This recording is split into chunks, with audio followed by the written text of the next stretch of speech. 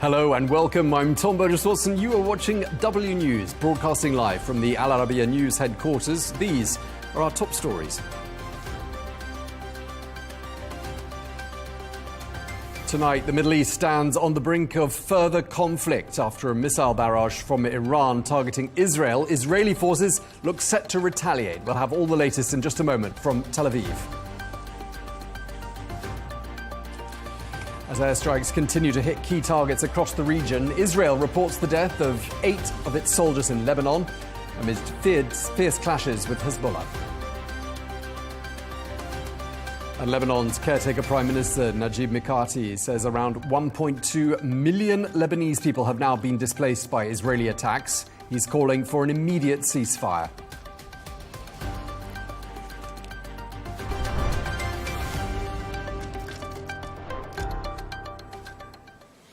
Welcome. Tensions in the Middle East have reached new heights as Israeli officials have pledged to respond following the barrage of ballistic missile strikes launched by Iran on Tuesday. Well, the missiles targeted key military and security installations within Israel. Well, according to the Iranian authorities, these strikes were a direct response to recent Israeli military actions in Gaza and Lebanon, as well as the killings of senior leaders from Hamas, Hezbollah and the Islamic Revolutionary Guard Corps.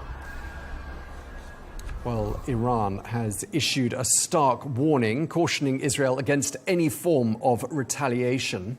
In southern Lebanon, Hezbollah has reported clashes with Israeli forces on the town of Odeise, claiming that they inflicted significant losses and forced Israeli troops to retreat.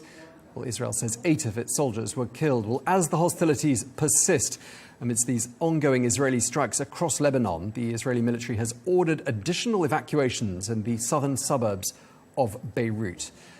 We'll get the very latest from Tel Aviv in just a moment. When we do, we will.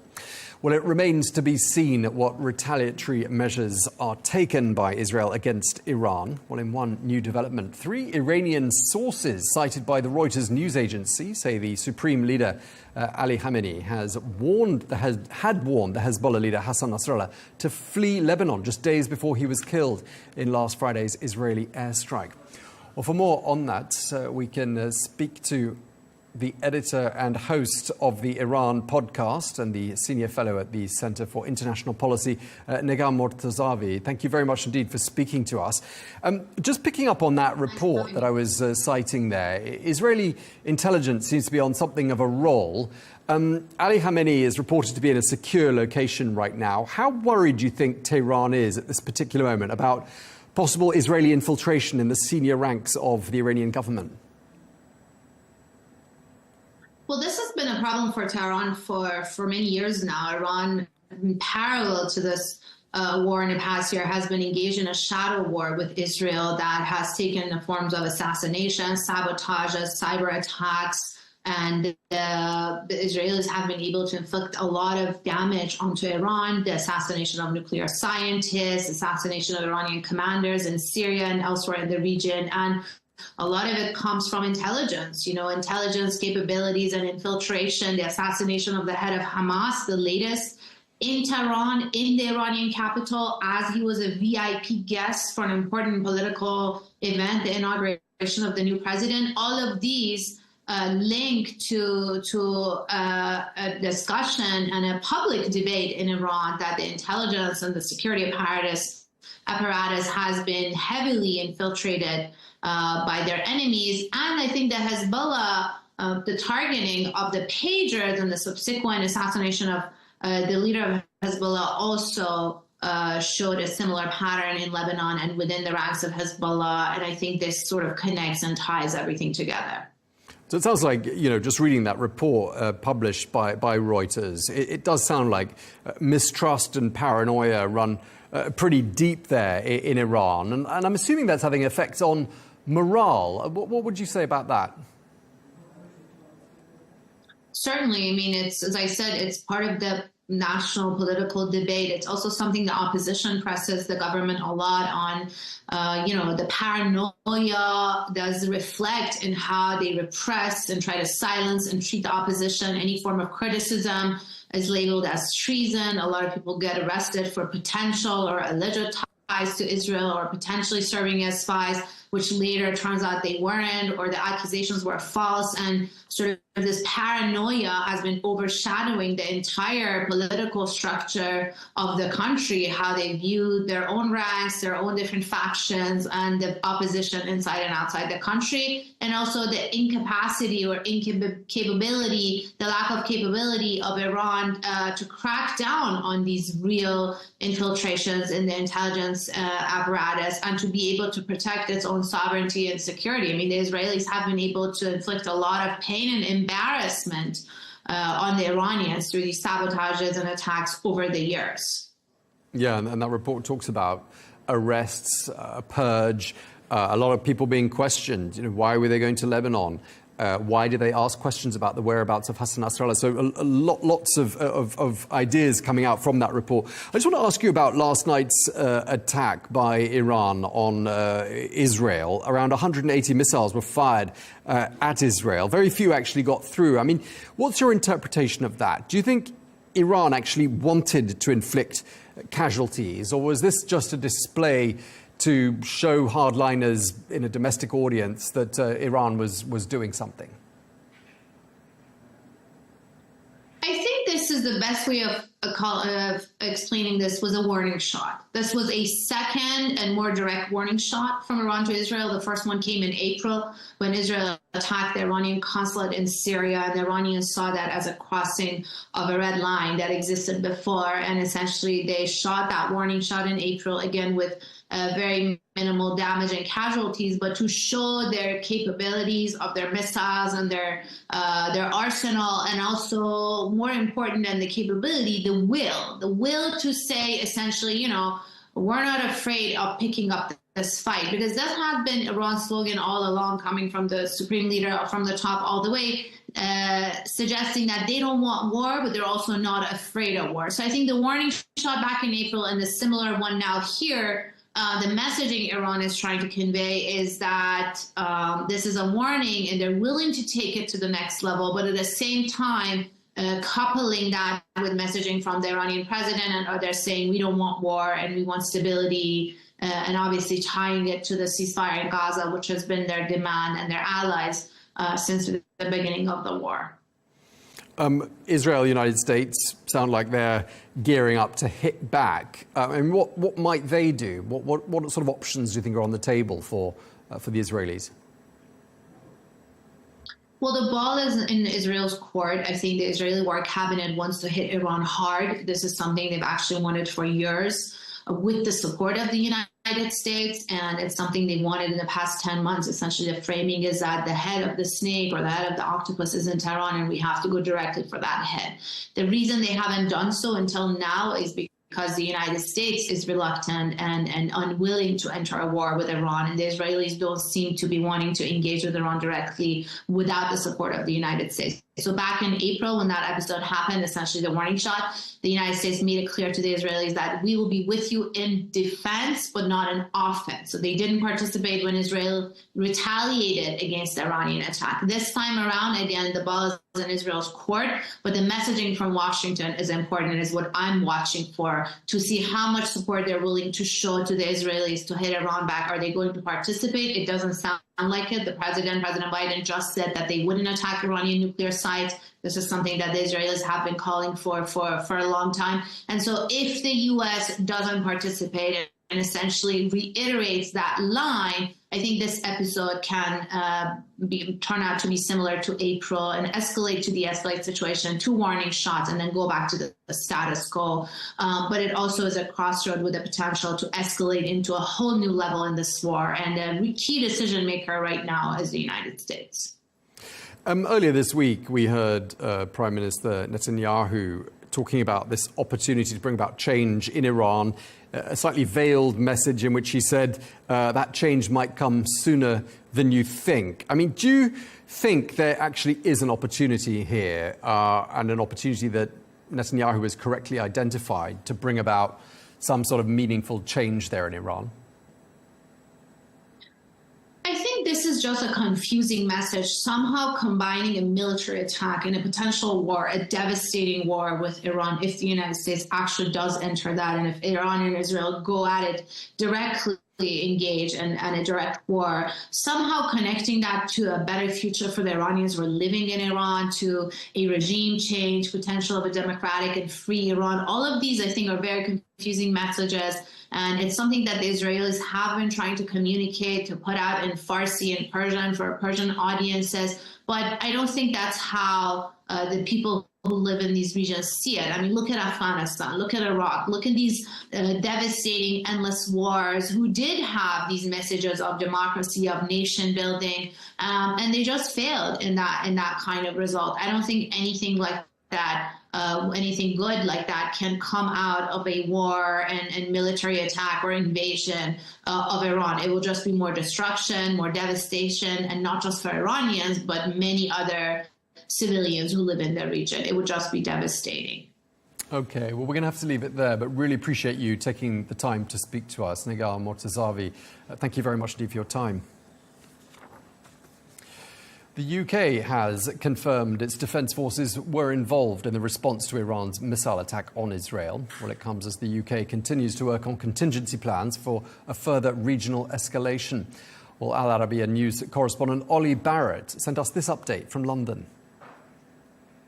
Well, the UK has confirmed that it did take part in efforts to defend Israel from Iran's attack. Initially, we heard from the UK Defence Secretary, John Healey, who talked about UK forces having played their part in the response to Iran's attack. We've since had some further detail from the UK's Ministry of Defence, which says that 2 Royal Air Force Typhoon fighter jets and a Voyager air-to-air refuelling tanker, again using this language, played their part in attempts to prevent further escalation in the Middle East. The statement from the Ministry of Defence says that due to the nature of this attack, they did not engage any targets, but played an important part in what the MOD, the Ministry of Defence, describes as wider deterrence and efforts to prevent further escalation. Back in April, UK jets were involved in shooting down some of the drones which were being directed at Israel by Iran, but this time around the attack used ballistic missiles, and it's understood that that is why this was a different form of response in terms of helping Israel defend itself from Iran's attack. Now, John Healey, the UK Defence Secretary, has been in Cyprus on Wednesday. He's been there to thank some of the personnel that were involved in coming to help Israel with its defence, but also to look at ongoing preparations for the potential need for a military-backed evacuation of British citizens from Lebanon, if that is required. The UK Foreign Secretary, David Lammy, has confirmed that the first chartered flight organised by the British government to remove some British nationals from Lebanon back to the UK has left on Wednesday, but he says that there will be another flight on Thursday and more in the days to come. That said, David Lammy is again, as is the UK Prime Minister Keir Starmer, urging Britons who are in Lebanon to leave Lebanon, in their words, immediately, particularly while commercial flight options are still available. Also on Wednesday, Keir Starmer, the UK Prime Minister, has been discussing the crisis in the Middle East in Brussels with the European Commission Chief Ursula von der Leyen. Ollie Barrett, Al Arabiya News in London.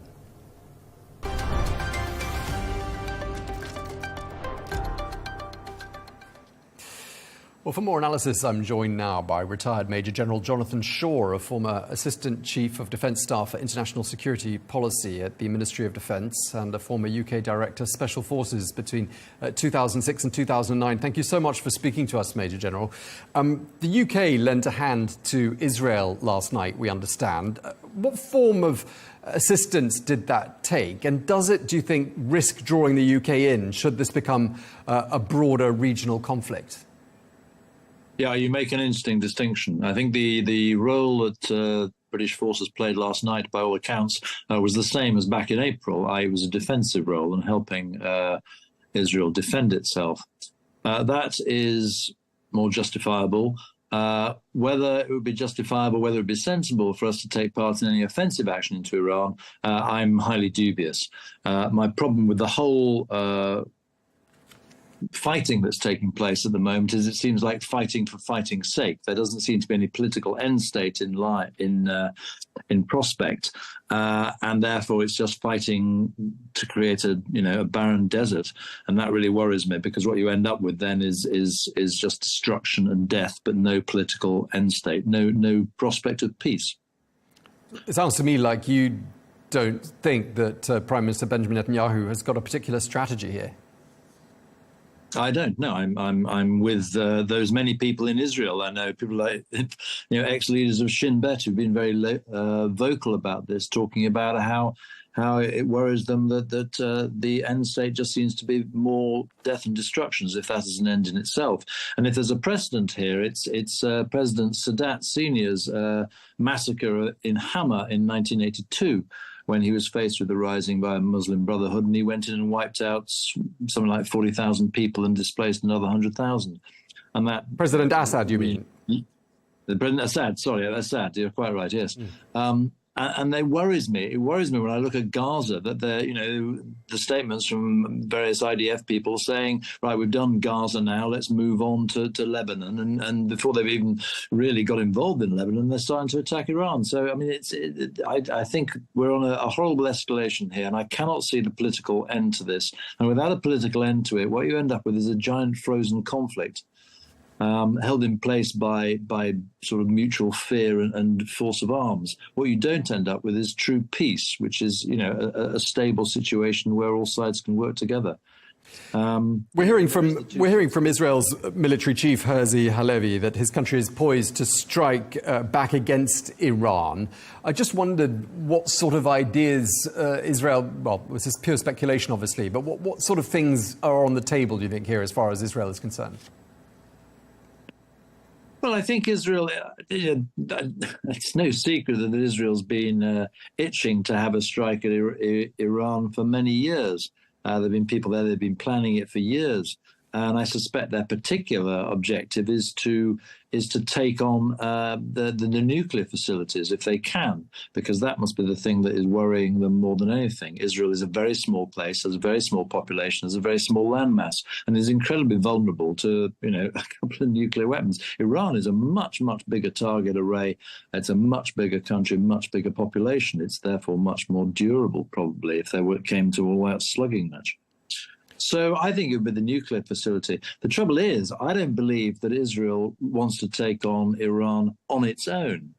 And that my fear is that it is using the sort of political leverage it has in the United States to drag the United States into this war against Iran with them. Now, I know Biden doesn't want to do that, but when I look at the power balance between Netanyahu and President Biden, I'm going to reverse President Clinton's famous comment, who the hell's the superpower here? It does seem to me it's no longer the United States, it's Israel who's wagging the dog here. So it really worries me that we will get sucked into a war with Iran that actually nobody wants apart from some people in Israel. And just looking at Israel's battle on the ground in Lebanon, the IDF, the Israeli army, has announced the deaths of 8 soldiers today. These are, I think, the first Israeli soldiers to die since the invasion on the ground began. Analysts did say from the beginning, didn't they, that this was it was going to be risky for Israel carrying out a ground invasion because, of course, that's where Hezbollah would have the upper hand and would know the terrain. They might have set booby traps. Does that sound like a reasonable analysis of the situation to you? Yeah, it's fraught with peril. Crikey, if President Putin did us all a favor when he invaded unsuccessfully Ukraine, it was to illustrate that war is a game of chance. Just as Clausewitz always said, and nothing has changed. And when you start putting boots on the ground, very easy to get sucked in, very hard to get out. And, the casualties are starting to happen. As I say, Israel has a very small population, has very few young people. relatively speaking, or a limited number, and it hates taking casualties. It's why it has such a destructive way of warfare. It prefers to destroy things first and then send the troops in afterwards. It's sending troops in now before it's destroyed things. And that's why my fear is that although it makes comments about this being a limited incursion, the way that Israel fights its wars, which is all about, as I say, destruction rather than risking the lives of its soldiers, will end up resulting in destroying large parts of Lebanon, far more than they are admitting to at the moment. And I think that's almost inevitable. OK, well, we're going to have to leave it there. Really appreciate you taking the time to speak to us. Major General Jonathan Shaw, thank you very much indeed. You're very welcome.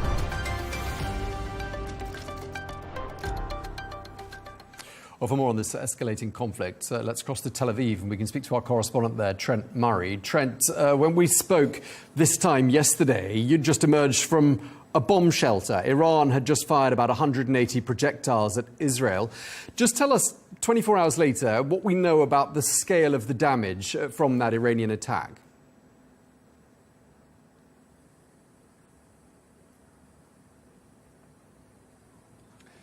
Hey there, Tom. Yeah, that's right. I mean, we are starting to learn some more details now based on what the IDF has told us. Around 181 ballistic missiles were fired from Iran. They travelled very fast across the Middle East, around 10 minutes warning time. And they are saying that the sort of civil preparedness helped prevent any casualties, certainly here in Israel. There are around 10 million people were taking to those bomb shelters after receiving those alerts on their phone and hearing the sirens across large swathes of the country, including right here in Tel Aviv. We are hearing that much of the ballistic missile fire was targeted at Tel Aviv, including Mossad's headquarters just behind me there in the downtown area.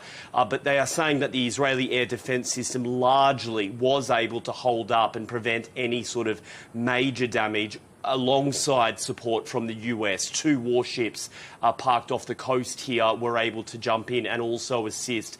But nevertheless, they have also admitted that much of the rocket fire targeted Israeli Air Force bases, and they do say they have sustained some damage there, but they assert that no aircraft were damaged, no military sites were damaged, just some office buildings and maintenance facilities were hit with this. But we've not seen any photos or anything like that released by the IDF. So largely they're saying this attack was defeated and unsuccessful, but nevertheless it was obviously an incredibly trying moment for the Israeli Iron Dome defence system.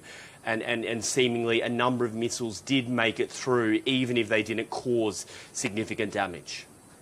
Yeah, we were just talking there to a retired Major General in the British Army about the options on the table as far as Israel is concerned for how it's going to respond. I mean, what are people saying there about a possible Israeli response, Trent?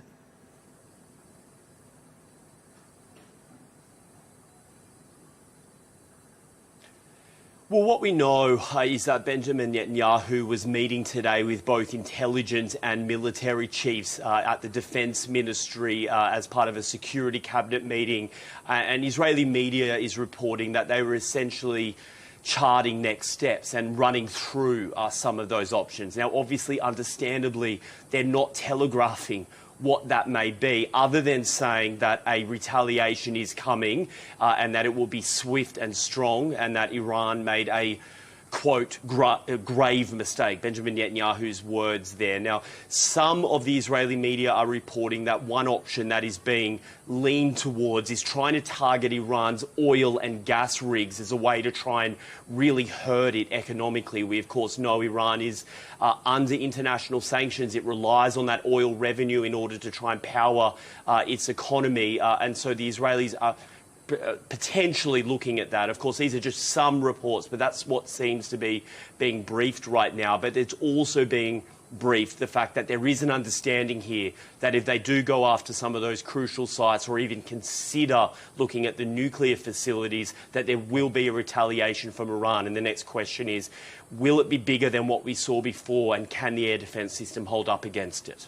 Yeah, and Trent, just quickly, I just wanted to ask you one last question about why the Israeli Foreign Ministry decided to declare the UN Secretary General Antonio Guterres persona non grata. That's very unusual, isn't it?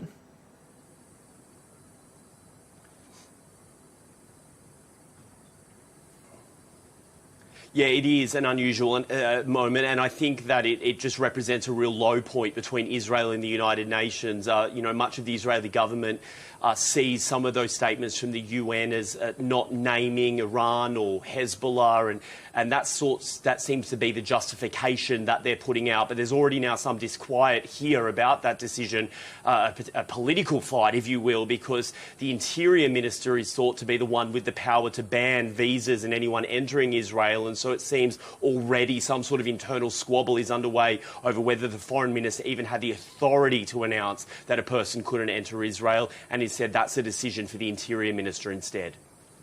All right, Trent Murray in Tel Aviv, thank you very much indeed for bringing us up to speed.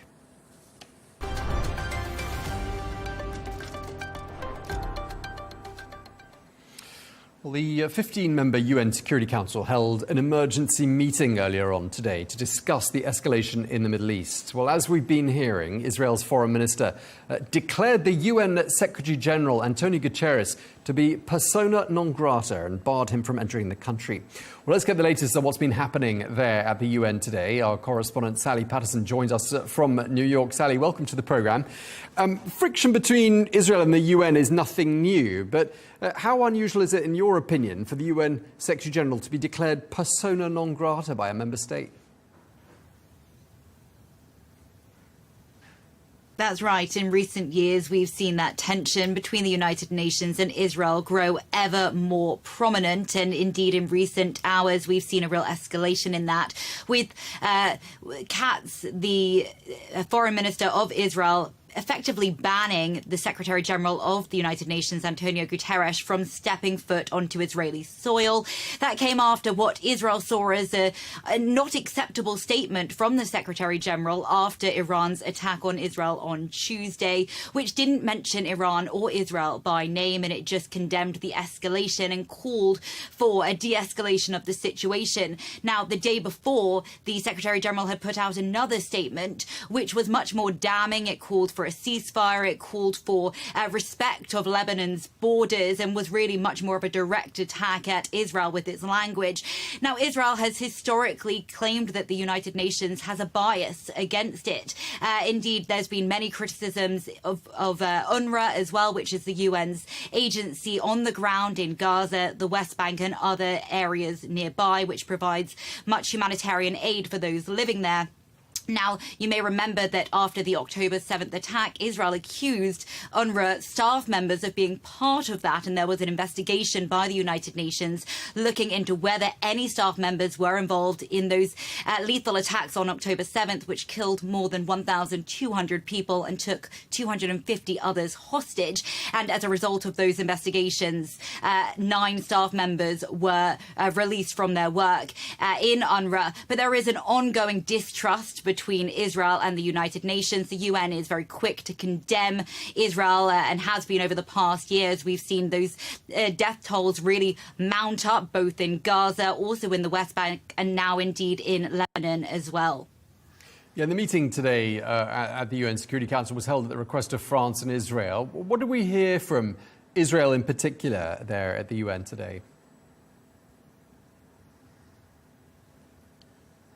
That's right. We saw this meeting requested by Israel after Iran's attack on Tuesday. And we heard a very strong statement delivered by Danny Danon, Israel's new representative to the United Nations.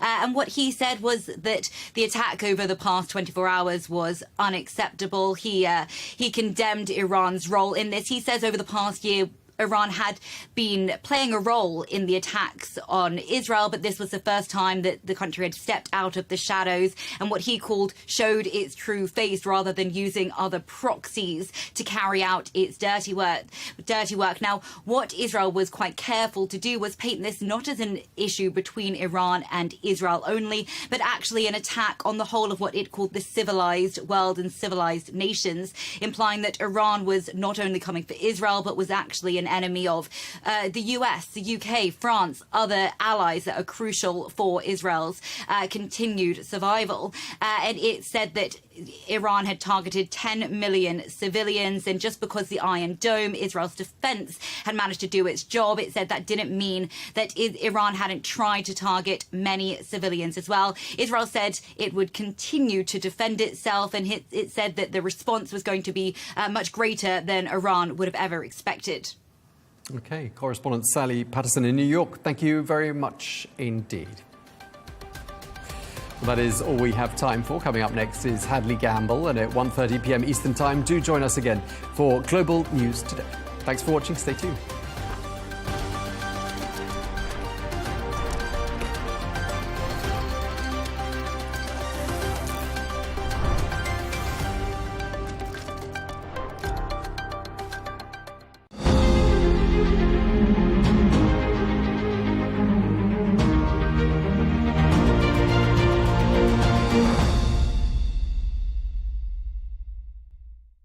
Thank you so much for joining me.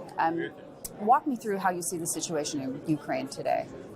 Well, I'm just back from my fourth trip there in the last 16 or 17 months. I think it's a quite challenging situation. Ukraine has had some very solid achievements. On the Black Sea, they've sunk over a third of the Russian Black Sea fleet without major surface combatants. So they didn't do it with their Navy, they did it with aerial drones that find the ships, and then maritime drones that they made that have been sinking them. And that forced the Russians out of the Western Black Sea, forced them to pull their remaining ship from Sevastopol, centuries-old port in Western Crimea, and opens it up for the maritime export of grain, Ukrainian grain being about 25% of the world's exports, very significant. On the ground, they did the Kursk offensive, remarkable, achieved total surprise despite assembling over 4 brigades of not just armor and artillery and infantry, but also air defense, electronic warfare, signal, engineers, and of course all the logistics required for that with drones over top of them. And they still hold not quite 1,000 square kilometers of Russian territory, though the Russians are now just finally responding. But it's on the front lines that the challenges are really most considerable.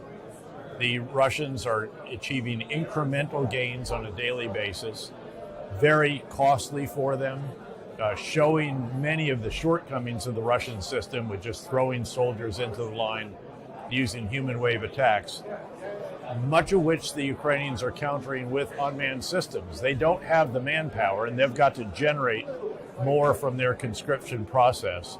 But what they're doing to make up for that is throwing machines at the Russians instead of men. Drones. Drones. Also now starting to introduce ground robotic systems. They're going to have robotic dogs. They have remotely piloted vehicles, even remotely piloted machine guns. But again, the front lines are worrisome.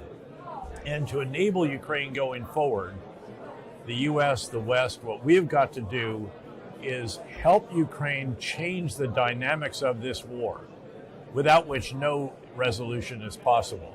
Putin has to become convinced that he cannot achieve further gains at an acceptable cost. That cost has to be made just too high, even for someone who seems unconcerned by his own soldiers giving their lives.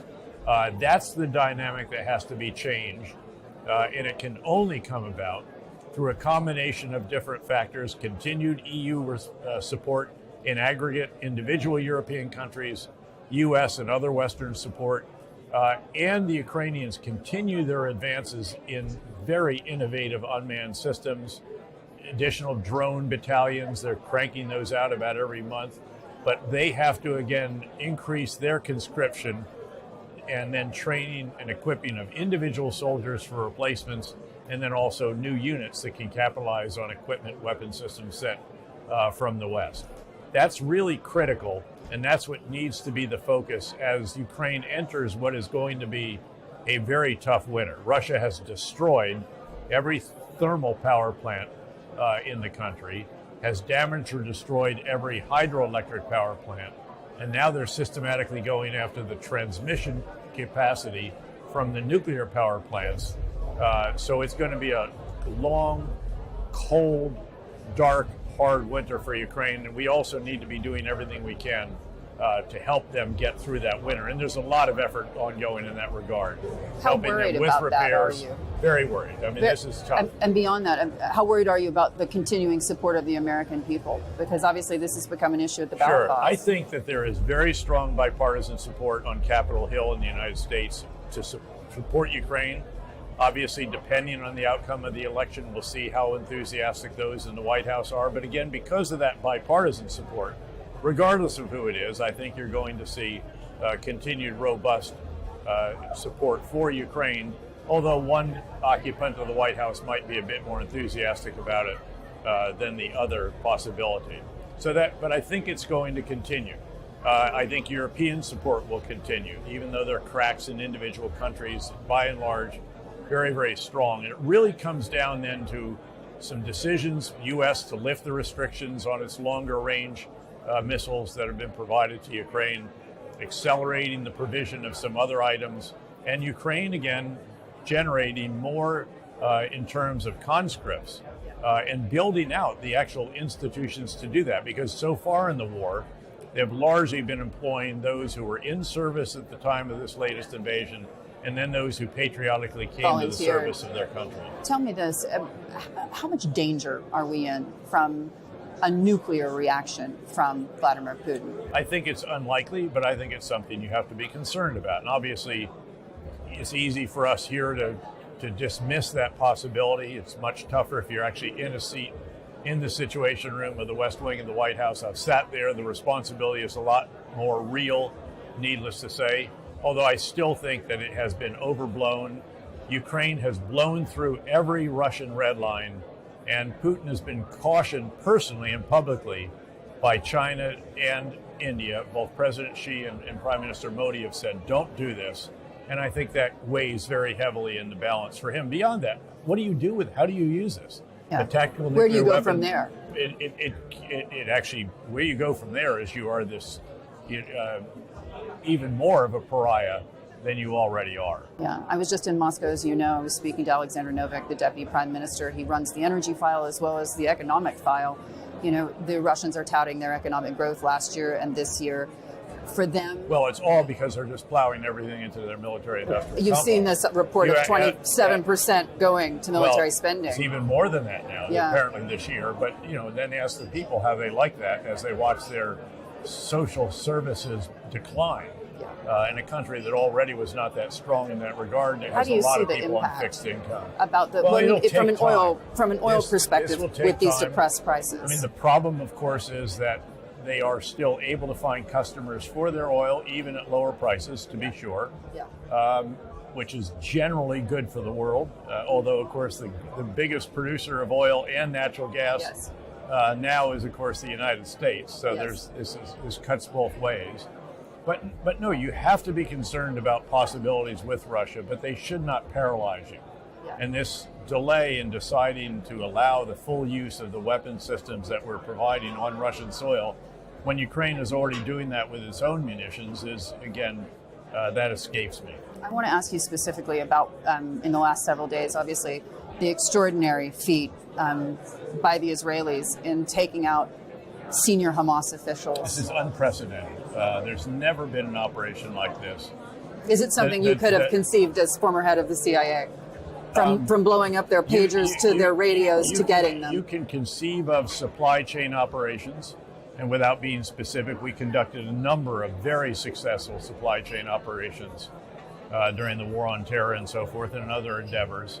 This is just so unprecedented in its scale, scope, effectiveness, and just sheer diabolical creativity. Keep in mind that the people who had the pagers were the most important leaders in Hezbollah. That was a badge of honor, of importance. Yes. I'm sure they were fighting to have a pager. And then all of a sudden, thousands of them blow up. So killing dozens and then wounding many, many more. And also rendering that particular communication system obsolete. Yes. Almost and immediately. And then, of course, the next fallback was walkie-talkies, and they begin to blow up.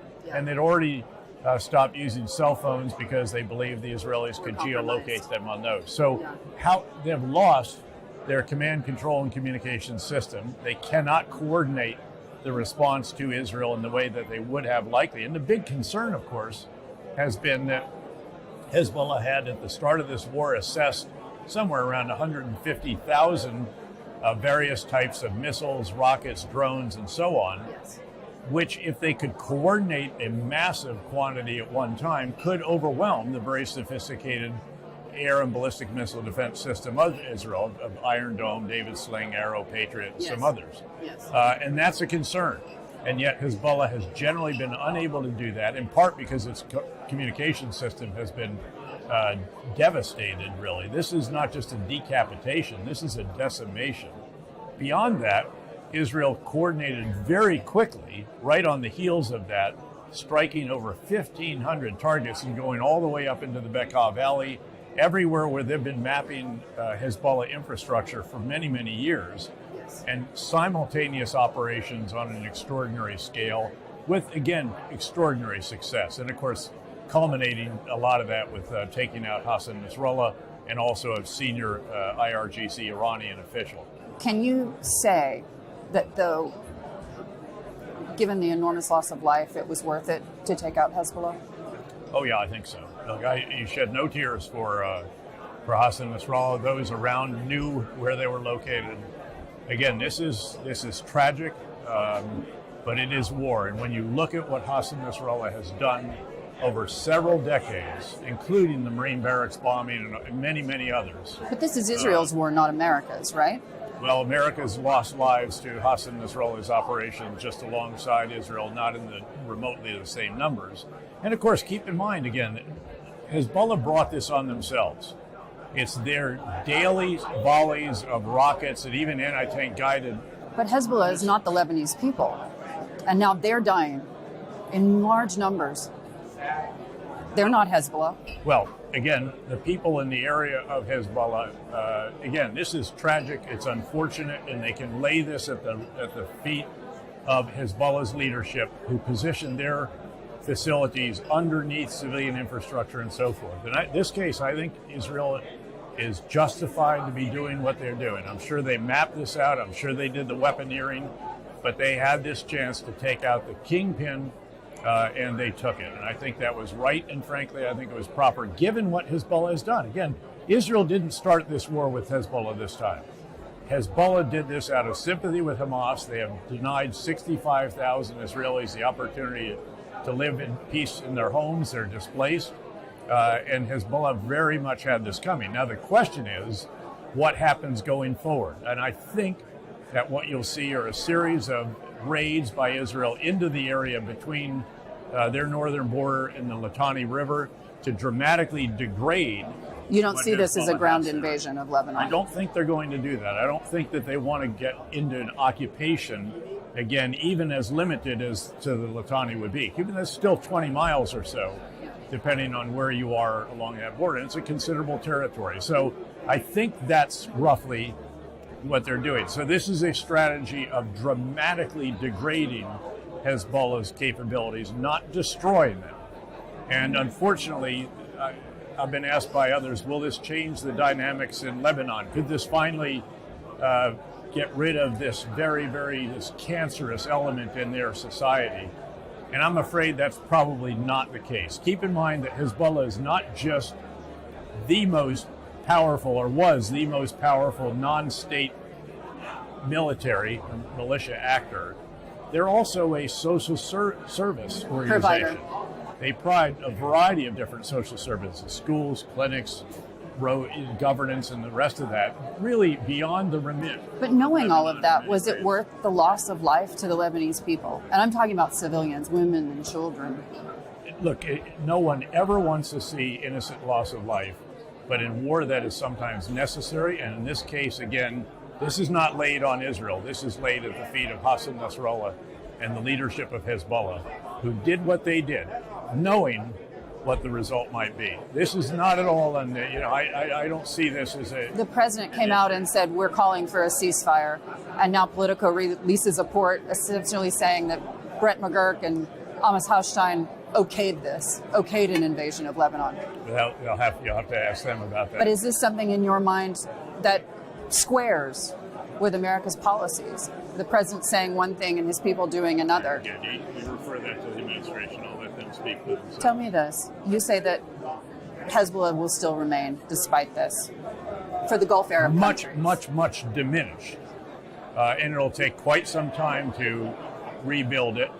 Again, they have suffered huge losses, serious degradation, or leadership largely decimated. There are a handful left, we know probably, who will step up and they'll reestablish themselves. But I think what Israel needs to do now is even more aggressive action to keep Iran from being able to bring weapon systems, munitions, and all the rest of that into Lebanon, even, again, more than they have in the past, through the Bekaa, through Syria, and so forth.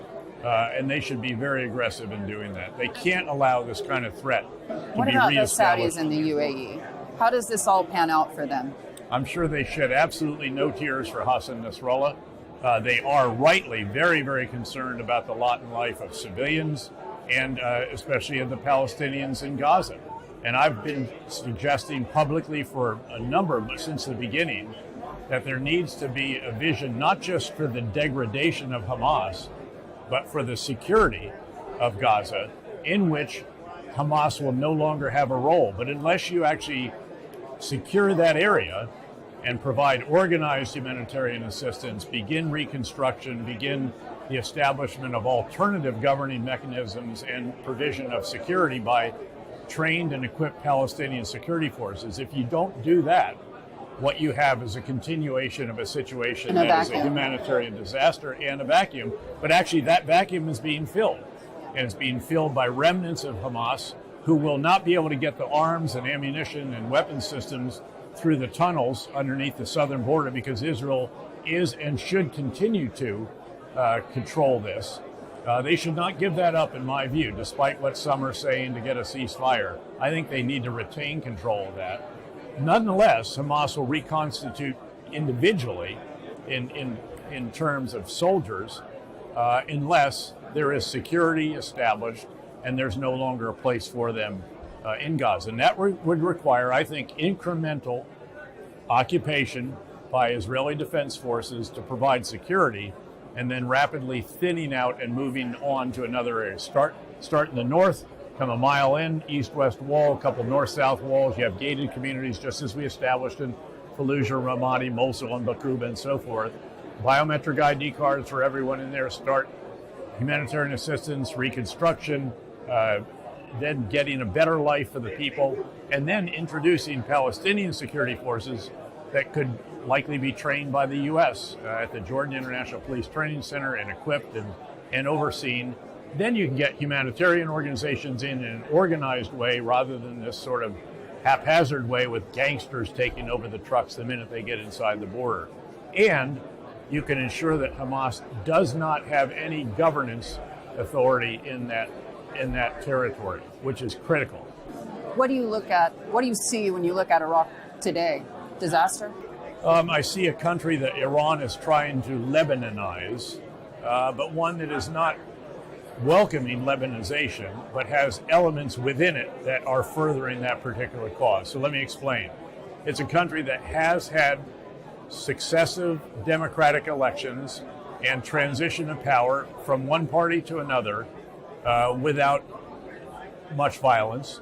Yes, one of those took about 9 months of wrangling to get to it, but that is ongoing. It's a country in which you see significant Iranian influence, but it's also one in which you see significant resistance to that influence, and not just by the Sunni and Kurds, but by actual major Shia elements as well, who do not want to become the 51st state of Iran, do not want to see their country turned into Lebanon by the Iranian-supported political figures and militias having undue influence in the parliament and then also on the streets. But they're a force to be reckoned with. They're a big concern. They're pushing the government to reduce our presence over time and so forth. So again, there are some features that are really quite encouraging. The reconstruction, the economy is booming. There's corruption. Yes, there's bureaucracy. Yes, there's, again, undue influence of militias. But again, if you look at that country, nowadays, it bears no resemblance to the Iraq that we knew and came to love during the surge in Iraq and so forth, with all the damage and destruction. You know, the road from the airport is now no longer the most dangerous road in the world. It's one of the most attractive in the world. There's malls going up. There's hotels. There's all of this. So again, it's complex. It's complicated, and alongside the signs of progress are signs of concern, or that should be concerning. But that's the reality of Iraq. And again, Iraq's neighbors should do everything they can to help Iraq choose its own course and not be unduly influenced or leaned on by Iran and Iran's agents on the ground in Iraq. Final question. How concerned are you by the Arab Street? And I mean this in the sense that whether they support Hamas or not, or support Hezbollah or not, there is a great deal of anger at what Israel is doing in Gaza and what they're doing right now in Lebanon. Is it worrying to you that the Americans, by supporting Israel, have lost the Arab Street? First of all, I don't think the Americans have lost the Arab Street. I've been out in the Gulf states twice just in the last, But that's not 4 the to 6 street. months. Let me finish. Again, and there is legitimate concern about the Palestinians. There has been legitimate concern. I share concern about the Palestinians, especially in Gaza right now, given the damage and destruction that has taken place there and the fragile humanitarian existence that many of them experience. And just imagine the hygiene issues in a country where so much has been destroyed with no electricity, reliably, water, sewers, and all the rest of that. So again, they had to bring back smallpox vaccinations because that broke out again for the first time in just about anywhere at real scale. So look, I share the concern about that, and I think it's legitimate for them to be concerned. And I'd like to see a vision. I'd like to see a vision for a better future for the Palestinians in Gaza. And while we're at it, in the West Bank. Now, Palestinians bear some responsibility here, too. They turned down Ehud Olmert's and Ehud Barak's in the Camp David offers many times, and they are in a much worse situation as a result of that. And I understand their fragility and also the political dynamics surrounding Benjamin Netanyahu and so forth. But again, I think the Arab Street should be concerned about it. I think it's a reasonable concern, and there should be actual not just a response to the street, there ought to be a response to doing the right thing, to again provide the vision for Gaza in the future that is lacking so far. Even the Minister of Defense has publicly called for this vision, and it has not been forthcoming but from the Israeli Prime Minister. It needs to. And again, if they can't figure out how to do it, just start in the north, go to the south, gated communities all the way down, learn while doing. You don't need a counterinsurgency field manual for that. You can figure it out trial by error. Anger at us. When does this blow back on us? Because we're seen as supporting it. I don't see it right now. I mean, again, look, the U.S. has always been, according to the Arab Street, the source of every problem in the region, and also, ironically, the solution to every problem. I spent so many years of my life out there. I have gone through this. I've experienced it. We'll see if this transpires into something. I don't see a great resurgence of Islamist extremism in the region, in part because, of course, we enabled local partners to eliminate the Islamic State extremist caliphate, both in Iraq and in northeastern Syria. And as long as we continue to support those partners, I don't think you'll see the capability come back that could extend operations into Europe, much less into the United States. Need to do more about the Islamic State Khorasan Group Center on Afghanistan, which obviously carried out the operation in Moscow that did illustrate the capacity to carry out operations far from their base. That's a concern. But I don't see that particular threat the way as anywhere near as bad as it has been even in relatively recent years. I'm worried about it in Africa, but again, that's a much more relevant issue in those countries than it is actually, again, having an ability to carry out international attacks. David, it's great to have you. Thank you for joining me.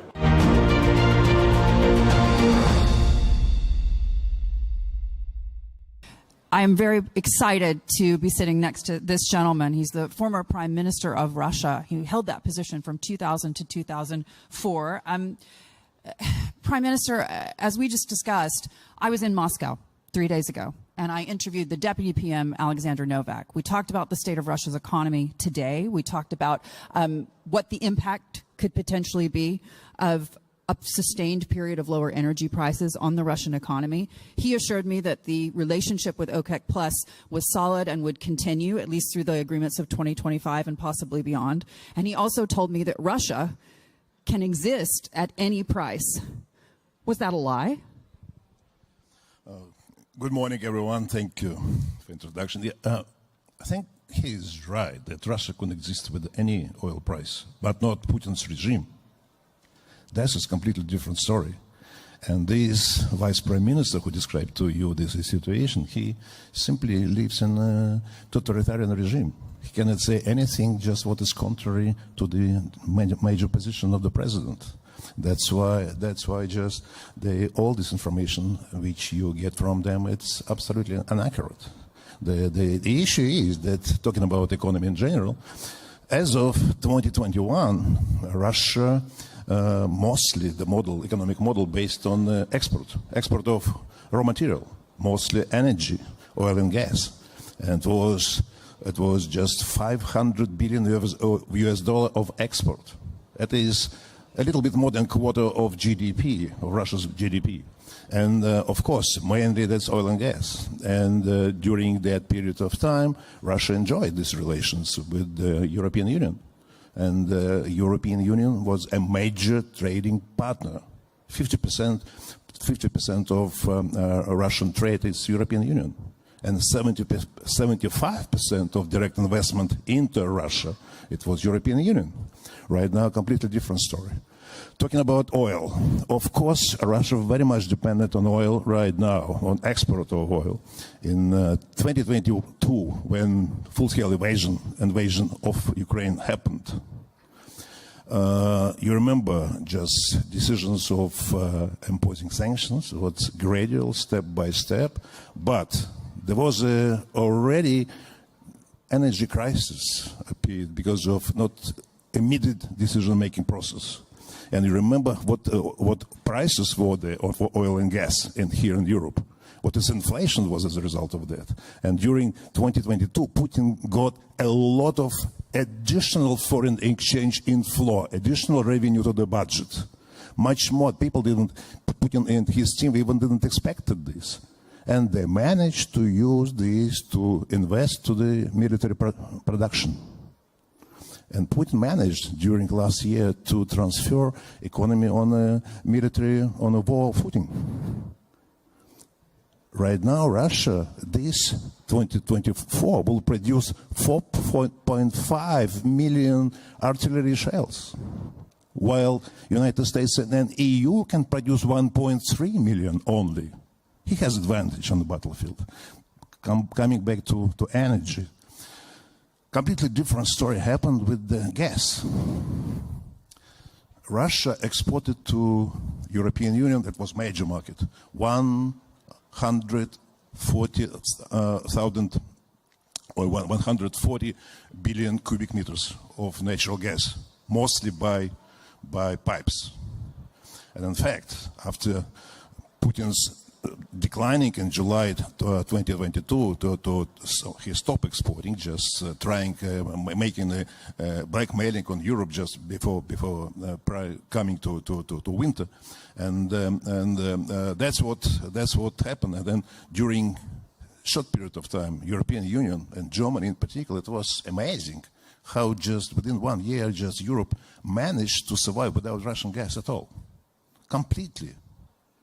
And right now, Putin doesn't know what to do with natural gas. It's a big problem.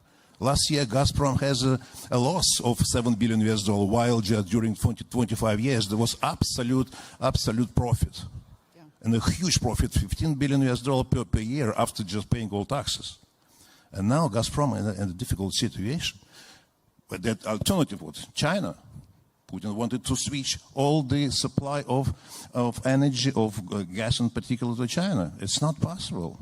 The so-called Power Siberia Project 1 with a maximum capacity of 38 billion cubic meters of natural gas. Right now, it's only in the level of 2025, but Power Siberia Project 2 is not in reality at all.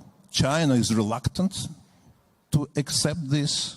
They continue to negotiate, asking they're trying to get the best deal. Absolutely. They're working to get the best Absolutely. deal. For China. They know that Russia is dependent on China right now. And Chinese the horizon of their thinking, it's not 5 years, not 10 years, that's not a decade, it's 100 years. And they quietly pressing Putin. Yeah. China needs weak Russia with Putin. China doesn't want to destroy Ukraine, but China doesn't want Putin to disappear. Because just weak Putin's Russia, that's what China needs. In spite of that, though, the IMF has suggested that Russia is the fastest growing of the advanced economies. This year, they did grow last year, and there's projections that they'll grow in the year ahead, as well as what Alexander Novak told me just 2 days ago, which is that when it comes to revenues from oil production, that now accounts for 30%, not 50% of their state budget, which would seem to suggest that they have diversified. It's not diversified. Of course, it changes. In 21, that was 45, almost 50% of federal budget revenue of oil and gas export. Right now, that's much lower. It's around 30%. And they're expecting, of course, a reduction of oil price. And we're expecting December, when OPEC Plus should reconsider their decision of reduction of producing and exporting. And Saudis already said just they're prepared to bring back some same volumes they had before. It would mean that decrease of international oil price, it's inevitable. And that combined with the sanctions that the Russians are already facing. If OPEC Plus, if Saudi Arabia were to decide to flood the market, can Russia survive that? That's an interesting story. Just bringing the bridge, taking the bridge for other question, which I would like to mention a little bit later. Right now, just we see also slowdown in the development of Chinese economy, and the consumption of oil also is reduced. That's why just there are a number of factors which suggest that oil price would be lower. Right now, it's not already 85. I'm talking about Brent. That's already around 70. It means Russian price for Russian euros, that's around 60. That is comparable with the price cap established by G7. With these, they already facing the problem because just Russian budgets built up on the expectation of 70 of Russian oil. They're already running with the deficit this year. They already will start, in October, will start financing through the fund. So essentially their partners in OPEC Plus could do more damage than Western-backed sanctions. Yeah, that's what if the price stays here and runs with this and maybe lower, in this case, there will be a problem. Another problem is, of course, military expenditure, which is growing and growing. And for next the year 2025, the already just projection of the budget is another 27% increase. Of course, we deduct inflation like it is 10%, but still, it is quite huge. That's already 33% of the whole expenditure of Russian budget will be military, keeping the war. 6.3% of GDP. Yep. Is it sustainable? 6.3% of GDP, that's huge, but not catastrophe. Look at Israel. Israel lives with this 5% expenditure of GDP for the whole life. It is sustainable, that he can sustain. But the issue... But unlike in Israel, he's not getting a massive amount of funds from the United States. Yes, but let's see just on the future development. Let's have a look. Well, let's have a look just on the let's come back to the green transition for European Union. European Union suffers a lot without Russian gas because European Union and others don't want to finance Putin's machine, war. But if Putin disappears and other Russia appears, that will be absolute great cheap resource for European Union to fund and to have this transition fuel, gas. infrastructure all exists. To build up infrastructure with China, it's a lot of investments. Infrastructure with the European Union exists. It could be easily restored. But the problem is Putin and his aggressive war against Ukraine. What we can do, a part of what we already mentioned about oil price, we should make a principled decision. The West should make a absolute principled announcement of the decision that Ukraine should win within 1 year. So set a time. How to achieve a timeline. Yeah, timer and decision should win. And how to achieve this? My answer is very simple. To increase support of Ukraine, to double support of Ukraine, to double military and financial.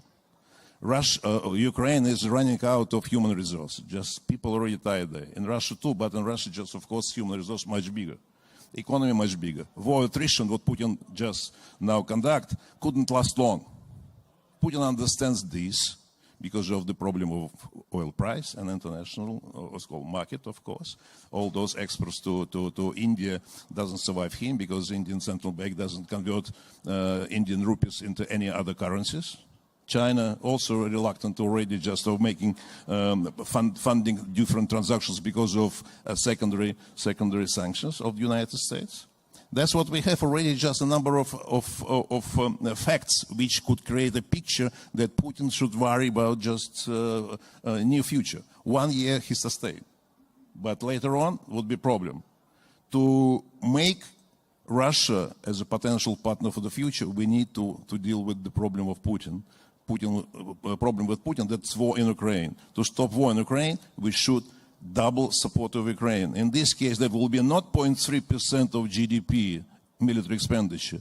Putin had to level up, would have to level up just expenditure. That will be 15% of GDP. That is way to catastrophe. In your mind, what is the timeline as things stand today? Because this is a man who's now said he's putting 27% towards military spending. And his economy minister is telling me that the price of oil doesn't matter. If talking about just this aspect of oil price, which is crucial to Russia's budget and financial stability, if oil price continue to be 60, that's what already they were suffering a lot of, and the deficit will grow. But if oil price fall down even further on, it was last year, 2023, first quarter, when the price cap started to work, Russia's revenue, just price for the oil, was 43, and it was 50% drop of revenue. That already was an immediate issue of running with a huge deficit, and they have to devalue the currency. And later they devalue from 60 ruble per dollar down to 100, and now just the exchange rate something like that. That means that it's very sensitive. And how long can he continue to pay for this war? I guess that's what I'm saying. Just if two factors work simultaneously, necessity to increase further military expenditure and decrease of revenue coming into, just like for the price of $40 per barrel. It means just 1 year, just by the end of 2025, they have no resource, no external funding, no internal funding for deficit, and the budgetary reserve will exhaust. Yeah. So in terms of the economics are that he's telling me everything's okay, we're growing, the IMF says we're growing. IMF and Russian authorities and all others, we're looking to the actual figures. Calculating on the methodology of IMF, it's correct. That will be 3.5% of GDP growth. But the quality of this growth, that's military. You produce tanks today, tomorrow it disappears. It's nothing for the economy. That's simply figures. Putin just destroys future. He destroyed already sources of investment, as I said, natural gas, the export of this and something others. That's already just a problem. And now they already reducing the projection for next year. Projection for next year for GDP growth. It will be not already 3% at 1.5. And inflation would be much higher. And having a look at the new budget, that's what be the budget of next year, budget of inflation. Right now, foodstuff inflation, that's 40%. Overall, around 9%, but foodstuff inflation, it's already 40%. People don't buy refrigerators and say cars every day, every year, sorry. But they spend for foodstuff, for medical, for medicine, for communal services and transportation. And if you take these four, what is half of population only use as their expenditure, you will easily calculate inflation as 30%. In the early days of the invasion, there was a lot of noise surrounding the impact both sanctions and the war essentially would have on the businesses of oligarchs. And there was a narrative in the West that these oligarchs are going to turn on him and that they will eject the president. That hasn't happened. In your mind, is that still a possibility? No, that was an absolute mistake. That's why just sanctions didn't work properly. Only, as I mentioned, just the major sanction which targeted Putin's budget, oil price cap, was adopted only in December 2022, while other sanctions didn't bring anything as a pressure on Putin. Oligarchs were those people who just for sanctions, they have no ability to influence on Putin. Even Putin's friends, those oligarchs who are Putin's friends, they have no ability to influence on him. They simply, I would say, trusted managers of one or another asset, industrial asset of Russia. They have no voice to say something to Putin. Putin is KGB agent, and he works on this mentality. Soviet KGB mentality. What and about that is the Russian only people? Few people around him. You were prime minister for 4 years, so what about the Russian people? If those closest to him have no way to influence him, and we're talking about a situation where his economic vision for Russia would fail, do the Russian people have a say in this? Yeah. In my time, that was completely different Putin. And you remember what is at that time, just I wouldn't like just spend much time on that, but we had excellent relations with the European Union. We had excellent relations with the United States. I even publicly said that I dream my country will be full-fledged member of NATO. We had excellent relations with the European Union. We had a joint session of full set of Russian cabinet with the Commission, European Commission. And we just discussed on that time just perspective. We announced us strategic partners. But 2005, 2006, 2007, Putin completely changed.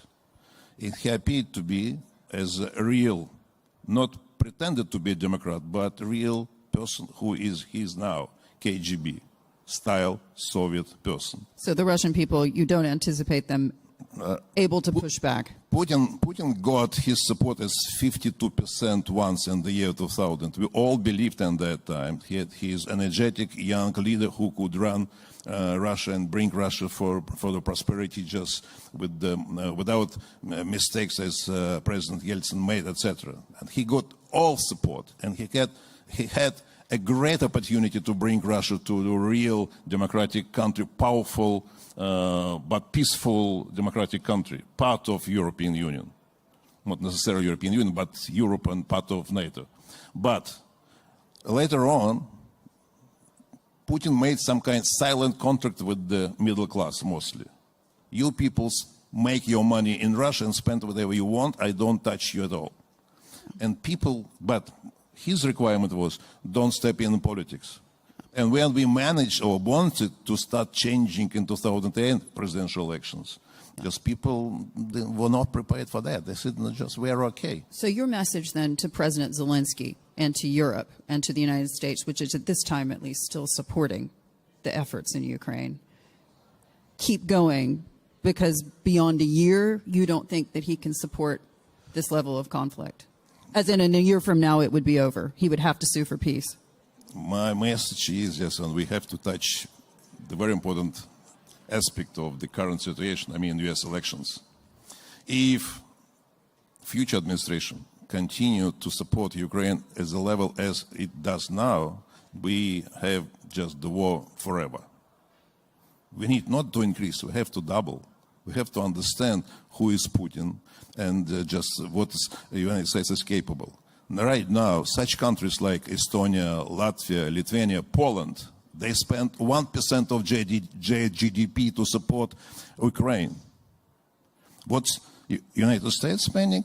0.25%. It's twice less than it was in the Gulf War in 1991.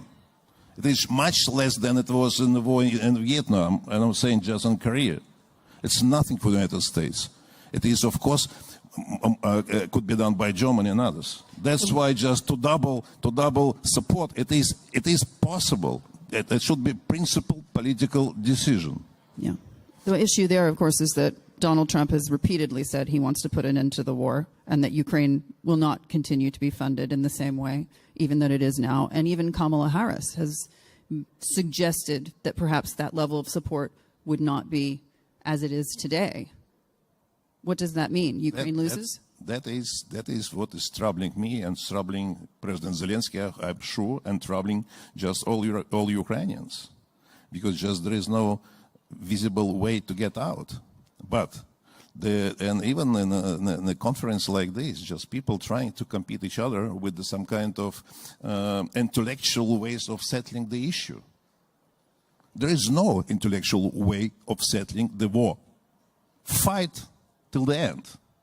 To do this, Ukraine has ability. They have their bravery.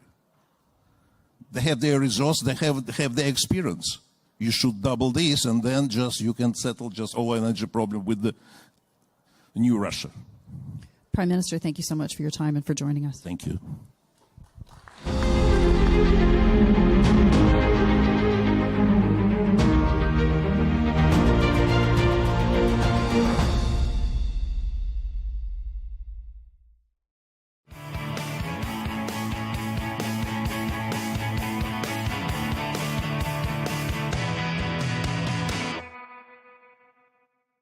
Delhi. India's capital, Delhi is known for its captivating sights and rich history. The city is beautified with mosques, forts, and monuments, and the popular landscaped gardens. There is a bustling Old Delhi and the well-planned New Delhi, each with their own attractions and both worth the exploration. One of the most popular in Delhi is the Jama Masjid Mosque. You must catch the breathtaking view of Old Delhi that you'll see from the top of the minaret in the mosque. The long and winding, strenuous climb to the stairs will all be worth it. The Jama Masjid is indeed a treasure of the old city and is the largest mosque in India. It was built in 1650 and in fact took 13 years to build. The Red Fort, Delhi's most famous monument, is one of the most popular remnants of the Mughal emperor's rule. It stands for a stretch of up to over 2 kilometers or 1.2 miles.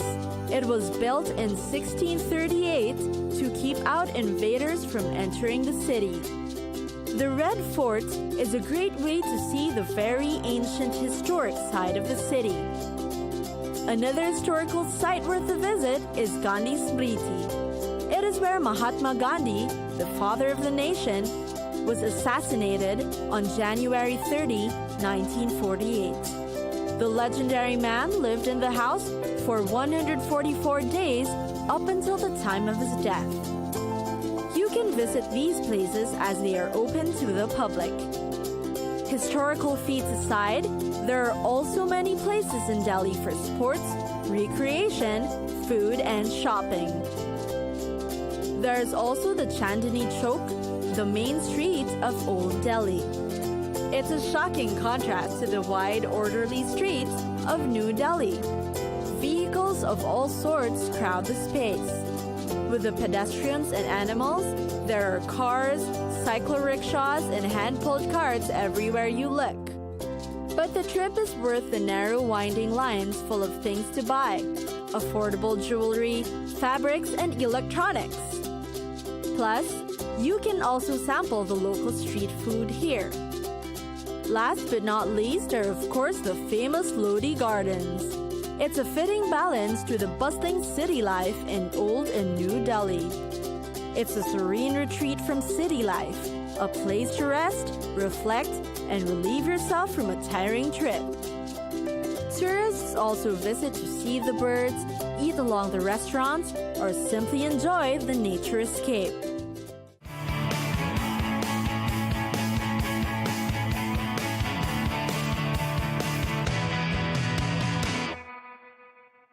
In a world driven by constant change, understanding the news has never been more essential. At Al Arabiya News, we go beyond the headlines, bringing you the stories that matter from every corner of the globe.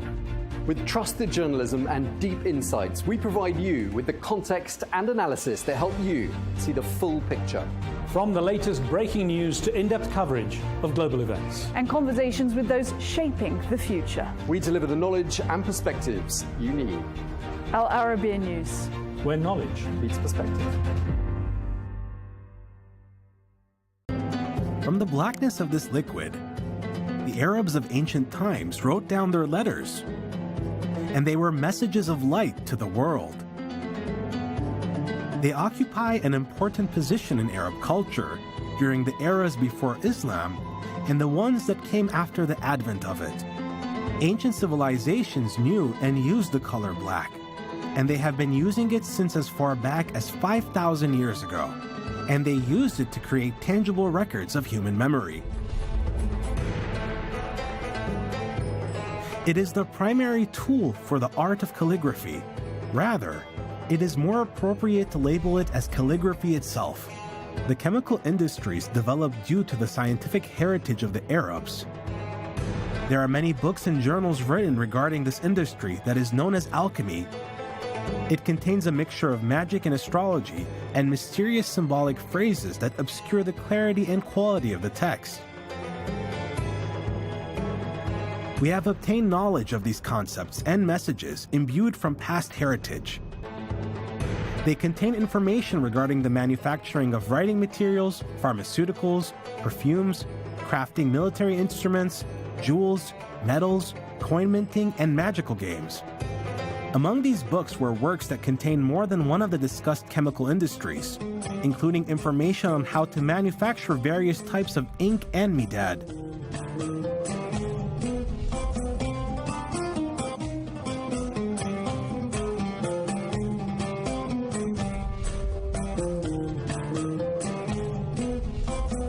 The publication, Zinat al-Kataba, by Abu Bakr Muhammad ibn Zakaria al-Razi, the renowned physician and chemist who passed away in 311 Hijri. Its subject matter is the manufacturing of manuscripts, inks, including secret types of inks, and writing tricks. It also included methods of removing traces of ink from paper, papyrus, parchment, and other materials. In addition to this, there were recipes for inks made for travel that could be preserved for extended durations, inks that would only appear at night, and others that would gradually disappear.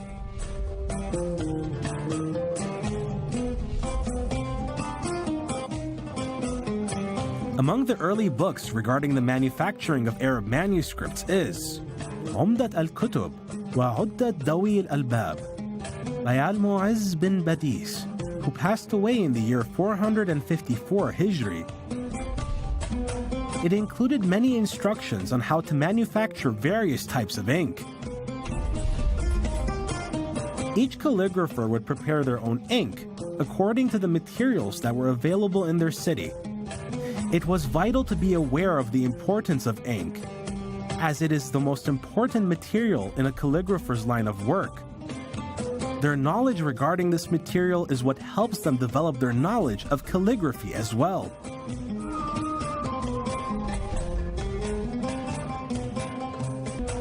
They also understood how the colors would change after they were fully dried. With the passage of time, they became more familiar with the materials that constituted ink and the paper that was intended to be used for specific calligraphy. This writing material was called ink and midad. The material known as ink would greatly improve calligraphy, and based on what they claimed, I inked the work very well, and I used the finest ink, adorning it and making it beautiful. Midad would become an extension of the pen and allow it to partake in creating the derivation of concepts. Al-Ala'i stated, "Whoever is not good at derivation and sharpening the pen has nothing to write about." Despite the differences between many researchers claiming that ink and midad are different materials, they have concluded that they are synonyms that address the same material. This black ink is nothing more than a mixture of the natural products known as phosphate, sulfate, tannins, iron shavings, pistachia wood, and fresh water. This paste was necessary to give the ink a cohesive texture when placed on paper. They are common materials shared between inks, but each ink has its own unique twist.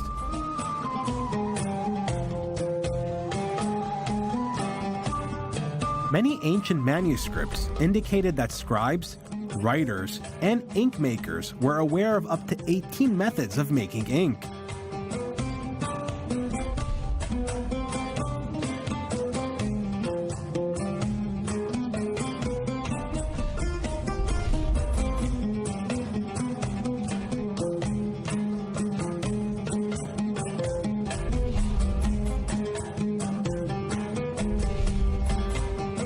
As was the case with other writing materials that were available in the pre-Islamic era, Muslim scribes continued to research manufacturing processes their predecessors had developed, such as soaking, boiling, drying, and crushing materials. The Islamic world had known two distinct types of black ink, which include types based on carbon materials, which was known as midad, another type that is composed of sulfur elements and mineral salts, which was referred to as ink. In addition to a third type of ink that combines elements from the previously stated materials. Carbon-based materials were known for a very long time, where carbon was the basis of these materials. The carbon products were often obtained through carbonization of certain materials. It may be of an animal origin, such as horns or wool, or of a vegetable origin, such as wheat flour, or from pine wood, pumpkin, tannins, and some vegetable oils.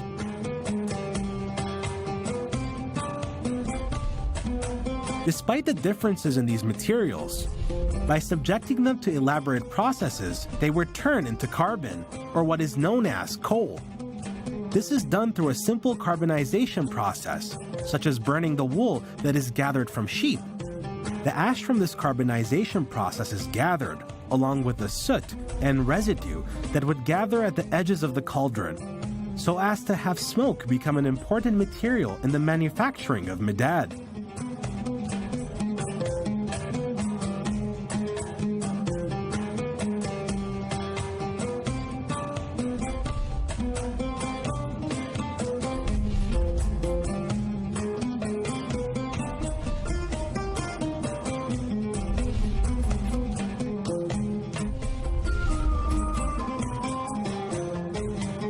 From nature, ancient Arabs discovered tannins, and they used them to manufacture midad.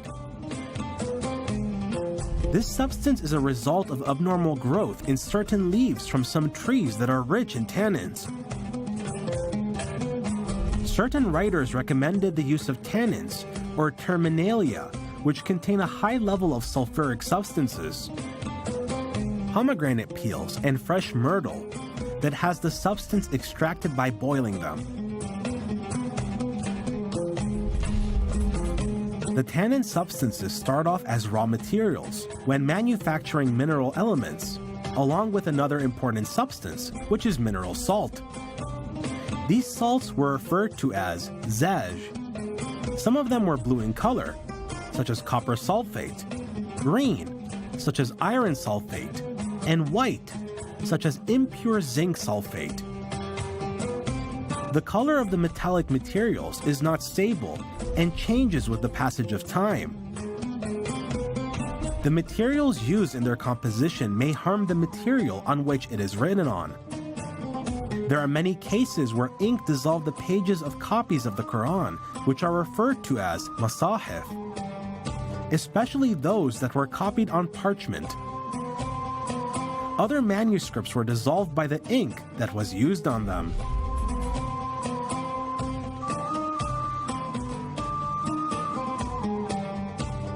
These experiences led ink makers to search for new methods to develop ink, which led to this industry having experts and professionals invested to reach a product that was of higher quality, easy to use, able to withstand time, and to have every paper have its own ink and midad.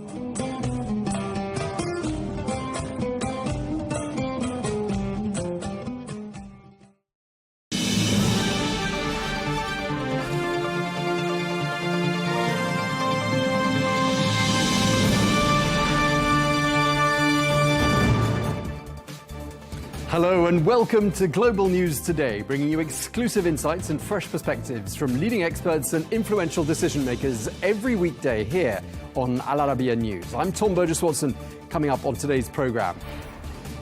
Tonight, the Middle East stands on the brink of further conflict after a missile barrage from Iran targeting Israel. Israeli forces look set to retaliate. Hezbollah reports fierce clashes with Israeli troops in Lebanon, and airstrikes continue to hit key targets across the region. And as the region braces for further violence, we bring you the latest developments and their potential global impact.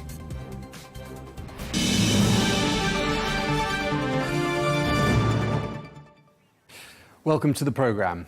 Tensions in the Middle East have reached new heights as Israeli officials have pledged to respond following the barrage of ballistic missile strikes launched by Iran on Tuesday. The missiles targeted key military and security installations within Israel. Well, according to Iranian authorities, these strikes were a direct response to recent Israeli military actions in Gaza and Lebanon, as well as the killings of senior leaders from Hamas, Hezbollah, and the Islamic Revolutionary Guard Corps. Well, Iran has also issued a stark warning cautioning Israel against any form of retaliation. In southern Lebanon, meanwhile, Hezbollah has reported clashes with Israeli forces near the town of Odaise, claiming that they inflicted significant losses and forced Israeli troops to retreat. Well, as hostilities persist and amidst ongoing Israeli strikes across Lebanon, the Israeli military has ordered additional evacuations in the southern suburbs of Beirut.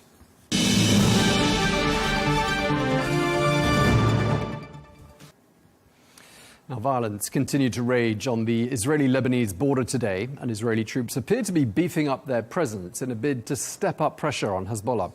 Well, the Lebanese army says that Israeli soldiers made a brief incursion into the south of Lebanon earlier today, breaching the so-called Blue Line. Well, for more analysis, we're joined now by retired General Khalil Helou, who is from the Lebanese army. General, you've got decades of military experience, and we're really grateful to you sharing your expertise and understanding the security dynamics of Lebanon and the broader region. What is your interpretation of Israel's military strategy in southern Lebanon? Well, what is unfolding since 3 days is that the Israelis in the first beginning started preparing this incursion by heavy artillery shelling and, of course, by strategic targeting of Hezbollah positions all over Lebanon. But in South Lebanon particularly, they heavily used artillery and tanks in order to prepare the incursion.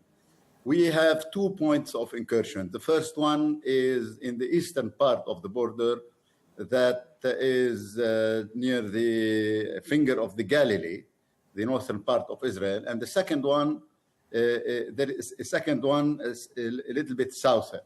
So in these 2 points, the Israeli incursions is not more than 500 meters. But what we can conclude is that despite these heavy shelling by the Israelis and despite the observation and scrutinizing the border, Hezbollah troops that are present in these 2 points of incursion, the second one is in Maroun al-Ras, toward Bint Jbeil. So the Hezbollah troops who are located in the tunnels underground, didn't move, didn't use fire, didn't use weapons at all. So the Israeli infantry that started getting into the Lebanese territory was surprised by an ambush. And it seemed 2 ambushes. And it seems that the ambush that occurred in Adaisi, in the Miskaf Am Adaisi axis, was resulted in heavy casualties, in numerous casualties in Israel. And there are reports there, dozens of soldiers, of Israeli soldiers of the elite units have been wounded. And there is a report that there is a lieutenant in these forces that have been killed in this ambush. So now this is let's say a sample of what could happen further, because we guess that in South Lebanon, Hezbollah forces are located in the tunnels. There are tunnel shafts. Some of these tunnel shafts have been located and they have been targeted by Israel because Hezbollah used these tunnel shafts to fire rockets on Israel. But there are other tunnel shafts that are still concealed and haven't been used. We guess this. This is the ABC of any military action by irregular forces. The effect of surprise and the knowledge and interaction with the topography of the ground. So this is what's going on. But it seems that Israeli military targets could be to occupy a very small buffer zone in South Lebanon, bordering the area, maybe 1 or 2 kilometers, exactly like they did in Gaza, and using this occupied land eventually. Till now, it didn't happen, but eventually using this land as a launching pad for special operations for infantry and armored operations inside the Lebanese territory, limited operations, limited in time, limited geographically, and then returning back. This is exactly what is happening in Gaza. Gaza is not fully occupied. It's only the borders are occupied in a narrow territory, and they have also the Netzarim corridor where their forces, the Israeli forces, are located, and they use these locations in order to operate against Hamas every now and then for a few days or a few weeks, using troops by the size of companies or battalions or even brigades. So we guess that this is one of the options that Israel will follow in South Lebanon, or it depends on the will of fight of Hezbollah, and it depends on the resistance of Hezbollah. If Hezbollah resists, I think this is the best option. If Hezbollah doesn't resist, a full occupation may occur till the Litani and maybe further. But General, Israel is saying that it's simply aiming to destroy some tunnels, some infrastructure, and it doesn't want to or intend to carry out a wider operation. I mean, it sounds like you don't think that sounds very likely. Yeah. This is exactly what I'm saying. It's not the occupation.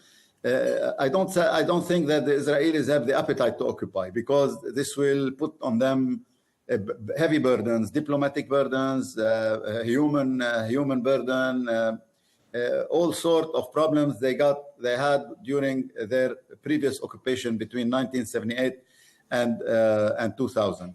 So I think that the best option they could use is the one I described: several incursions and unlimited in time. It doesn't mean that these incursions will finish in 1 week or 2 or 3. They may last for months and maybe for years. It is just to dismantle the Hezbollah fighting forces in South Lebanon, to prevent the direct firing by anti-tank weapons, because these anti-tank weapons could not be dealt with by the Iron Dome, whereas the Katyushas that have a longer range could be dealt with by Iron Dome. So this option I am describing could guarantee the pulling out or pulling back the Hezbollah forces for 5 or maybe 10 kilometers. This is the range of these direct fires. But I don't think that this mission will be easy, because the sample we saw today in Adaisi, Miskaf Am, is important, and this is we guess this is what's going to happen if they go further.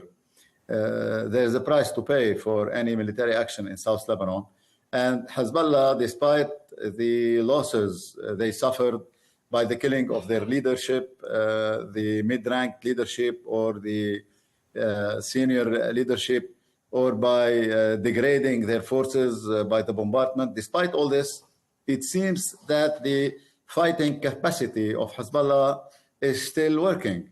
And it seems that the chain of command with the central command has been recovered, despite the killing of the Sayyid Hassan Nasrallah, the Secretary General. So this is the situation, and as a forecast, I expect that it will last for long weeks, unless there is a breakthrough on the diplomatic at the diplomatic level. But for the moment, it is unlikely. Of course, yesterday Iran carried out a major assault on Israel. Israel and the United States promising to hit back, and we understand that Netanyahu is meeting some senior defense officials right now. What might we see? What are your thoughts as to what we might see by way of a response to what happened in Israeli territory yesterday? Well, Israel has a lot of options, but all of them are bad, because they will have repercussions, especially on the United States forces that are located in the Arab Gulf. One of the options could be the targeting of the petrochemical complex of Abadan, that is the lifeline of Iran, the lifeline of the incomes of Iran. Another one is the terminal port of Kharj, from where the Iranian oil is exported. This would be a very serious hit to Iran. And we saw what happened in Yemen with the Hodeidah and the oil facilities. So I think this is one of the likely options. But we have to keep in mind that if we are let's say, if Israel is cutting the incomes of Iran, Iran could retaliate aggressively in the Persian Gulf by releasing sea mines, or by targeting the oil tankers, super tankers that are going to the west. And today, an Iranian analyst said that very clearly. You kill us, we kill you. So if this happens, this will be followed by involvement of the United States Navy that is there. And I remind you, in the 80s, Iran did the same. The Iranians targeted the Kuwaiti oil tankers, and the United States escorted these tankers. A mine exploded in a Navy battleship, US, and the United States retaliated on Iran with an operation named Praying Mantis, where they destroyed at least 6 Iranian vessels, ships, and where at least 50 Iranian sailors were killed. And Iran at that moment stopped any military action, and 2 weeks later there was a ceasefire with Iraq. So this is an example of recent history. But I don't see if another retaliation by Israel, another option by Israel, would be harmful for Iran. I don't think that Israel will dare to target the nuclear facilities. The nuclear facilities are very well protected. They are 20 to 80 meters underground, and they are dispersed. They are not in the same location, and Israel couldn't do it by itself. They need U.S. help, and they need a clearance from the U.S. And even if they want to target Abadan and the terminal of Kharj, it needs also a green light from the U.S. But other targets could be more likely, like, for example, military facilities of the Iranian Revolution Guard Corps, or killing of Iranian scientists, or, for example, the power grids of Iran, and so on. All these targets are within reach by the Israeli Air Force. But the most harmful targets would be Abadan and Kharj, or the nuclear facilities. But the U.S. green light is needed here. Okay, well, we really appreciate you taking the time to speak to us. We're out of time. Retired General Khalil Helou from the Lebanese Army, thank you very much indeed. Thank you.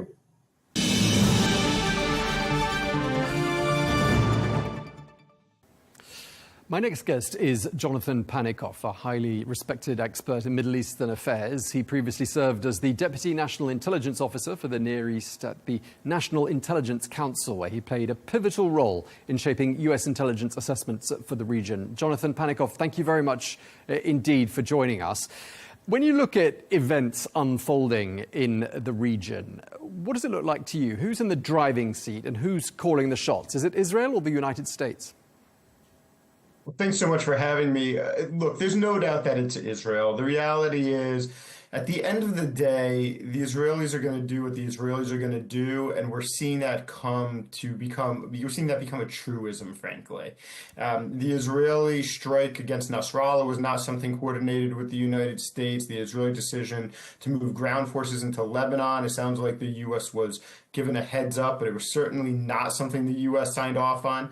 And we'll see what happens with the Israeli response to Iran and how the Israelis decide to execute that and how far they go. At the end of the day, right now, Israel is the power in the region that's making the decisions about how the region is going to be going forward.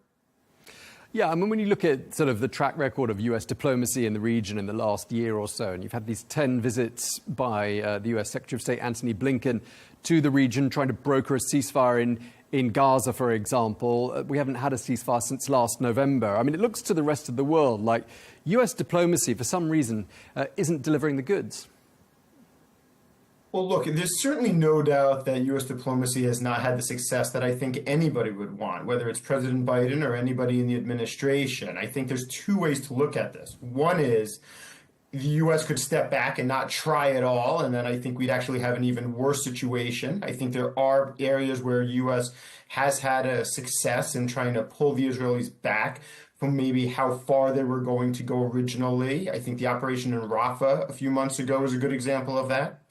But I certainly think it's true. The U.S. is not able to compel the Israelis to simply do what the U.S. wants. But in the same way, you haven't seen Qatar or Egypt be able to compel Hamas to reach a ceasefire. You're not able to see somebody compel Iran to withhold fire, or Hezbollah to have stopped the rocket attacks since October 8th. I think the problem is we're used to a world in which certain powers are able to really push smaller ones around. And now more and more, especially in the region, are exerting their own agency. And that becomes sometimes a problem for areas like diplomacy, and we're seeing that play out. Just looking at what happened in Israel and the skies above Israel last night, 180 or so missiles fired at the country by Iran. We understand the United States did help Israel. We understand the UK helped Israel as well. Just tell us a little bit about what we know with regards to the role played by the US in helping Israel in its hour of need. Sure, absolutely. What happened last time, there is a good comparison to the situation in April compared to what happened yesterday. The difference is this time it was almost all ballistic missiles, 181 of them fired, and you had more that actually got through. So the problem becomes in April, you had a lot more time for the UK, France, other allies to undertake defensive actions to help Israel because drones, cruise missiles move slower. In this case, it's about 12 minutes from the time of launch of a ballistic missile in Iran until it reaches Israel. And so you had quite a bit more come through. You did have U.S. defenses, and UK defenses to some extent play a role, and certainly a role in coordinating. But ultimately, you had more get through. Some of it fell into empty areas, and some of it was taken down by Israel's advanced anti-missile defense systems, but it was actually a step up and an escalation from where we were in April.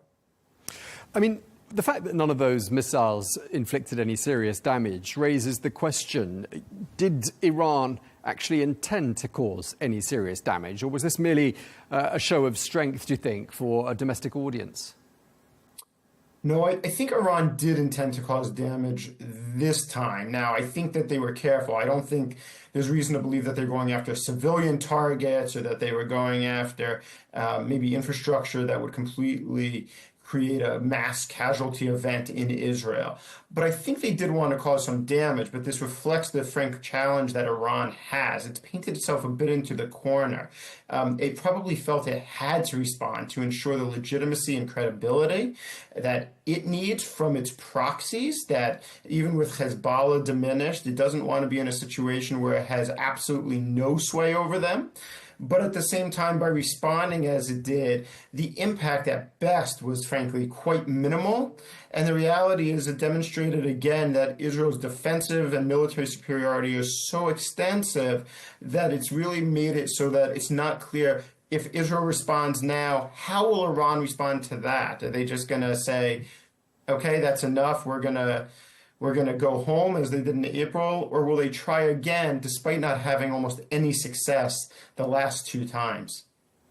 Yeah, it'll be interesting to see what Israel does do next. And I think, they're counting, aren't they, to a certain extent on some fractures in society in Iran. At the beginning of the week, Prime Minister Netanyahu made that address to the people of Iran, explaining to them the rationale for Israel's actions. I mean, do you think, there are people that say Iran's leadership is in a somewhat fragile position. Do you think Prime Minister Netanyahu is counting on perhaps, driving a further wedge between the leadership and the people of Iran? And how might that help Israel? How might things play out? I think Prime Minister Netanyahu and the Israeli leadership would certainly welcome a further wedge. I'm not sure there's much Israel's going to be able to do to actually further that. The reality is Iranian society is incredibly split right now already. You can look back to the Mahsa Amini protests and what happened. You can look back to how Iran has, frankly, use the besiege and its other domestic militant forces to suppress its own people. I think those splits are pretty extensive. Now, if Israel can exploit them for intelligence collection, if Israel can exploit them for aid, I think they certainly will. But I think this is as much about Israel trying to deter Iran. Now, we'll see what comes next. If Israel actually were to strike some of the nuclear sites, if it were to strike some of the oil fields, then it could lead to a different position. But the reality is, at the end of the day, that the trouble is that somebody in Iran is going to have to switch sides, somebody with guns. At the end of the day, guns trump words, and one of the reasons you didn't see greater success from the Mahsa Amini protests is because, frankly, the security services and the forces have all been quite devoted to the revolution. There must be some nervousness, though, in Tehran, given that Israeli intelligence is on something of a roll. I mean, I think it's fair to say at this precise moment, intel is Israel's number one asset. Would you agree with that? I certainly would. I mean, look, in the last 2 months or so, Israel has eliminated more Hezbollah leaders than it did in the last 2 decades total. And then you add to that the death of Hania in Tehran itself. I think it certainly is making Iran incredibly nervous. But Iran is a learning organization. They will try to adapt. They'll try to put their counterintelligence against this.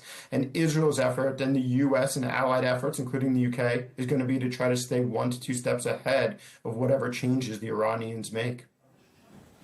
Yeah, I mean, the fact the Ayatollah has been relocated to safe places on a number of occasions in the last couple of days suggests there must be some in Iran who think, well, if the Israelis manage to track down and neutralize, to use their words, not mine, Hassan Nasrallah, perhaps they're capable of doing the same to some of our leadership. I think that's absolutely right. Look, the reality is this started with probably Fuad Shukur's death in Lebanon at the end of July. We're now at the beginning of October. The number of people that Israel has been able to kill associated with Hezbollah, it's not just the leadership. The pager and walkie-talkie incidents have demonstrated Israel has the ability to get to almost anywhere, one associated with Hezbollah up or down the chain. Certainly the Iranian regime is going to be fearful that Israel can do the same in Iran. And so the relocation of the supreme leader probably doesn't play very well in the press, as it leaves the citizens open to being harmed. But nevertheless, it's for his own protection, because I think the Iranians just don't know what's coming next from Israel. Yeah, and you're sort of echoing the words of a British intelligence officer we spoke to on this channel on Saturday, shortly after the news that Hassan Nasrallah had indeed been killed the previous day by that Israeli airstrike. He said to us that looking at the financial turmoil in the region, the economy of Lebanon has been plunged into absolute chaos in the last couple of years. It means that intel is really cheap in Lebanon, and they've been able to get, access to information they wouldn't otherwise have been able to get access to, and it's certainly not at that price. That's presumably happening in Iran as well, isn't it? I think it could be part of the story. I think the other part of the story is, frankly, technological advances, the use of artificial intelligence, the use of being able to mine big data sets. There was a report recently that Israel can quite literally now track even to a minute degree, changes above the ground in where a small shipment moved, or where a small case moved, or where individuals moved. I think you're going to start to see the same thing play out in Iran. Iran is a harder target than Lebanon. There's absolutely no doubt about that. The access and sources Israel has in Lebanon are just stronger, and it's been easier to go through. But I think some of the technology advances, in addition to the weakening economy, is also playing a role. So, given that we agree that Israeli intelligence is on something of a roll at the moment, do you think this explains why Prime Minister Netanyahu is really seizing the momentum, and he seems so unwilling? Do you think this explains why he's unwilling to come to the table and talk about ceasefires and negotiate? Because he sees himself as being on a roll. I think that's probably right in terms of Lebanon. I actually think there probably was a window, and it was frankly both Netanyahu who changed some terms and Yahya Sinwar who changed some terms when it comes to Gaza. I think now, however, there's a real push. The Israeli security and defense establishment was very, very split from the political establishment when it came to Gaza and how to proceed, especially given the hostages. There's a lot more unity in Israel on the issue of Hezbollah and on the issue of Iran and what needs to be done. And so now that phase has really started in earnest, I think that it's also easier for Netanyahu to push forward, because he's going to have greater support from the Israeli people, from the security establishment. The political pressure that we've seen on Netanyahu to get the tens of thousands of Israelis back to their home in the north has only been increasing over the months. And so I think the Israel sees it as an opportunity. Netanyahu doesn't see there's a particular reason to stop. And let's be honest, the last thing I'll say is that it also helps him domestically with the right wing of his political cabinet. And I'm sure he's welcoming that, because it keeps him in power as well. Indeed, and we're also in the final months of the Biden administration. And do you think that, again, is a factor in limiting U.S. options, U.S. maneuverability in the Middle East when it comes to diplomacy? Honestly, I don't. I don't think it's going to actually, frankly, matter whether it was President Biden now or President Harris or President Trump. I think at the end of the day, Israel and Netanyahu in particular may think either President Harris or President Trump may be better for Israel, and they might have an easier time maneuvering and taking actions, and there'd be less criticism. But the truth of the matter is, I think anybody would have a tough time getting to a diplomatic solution.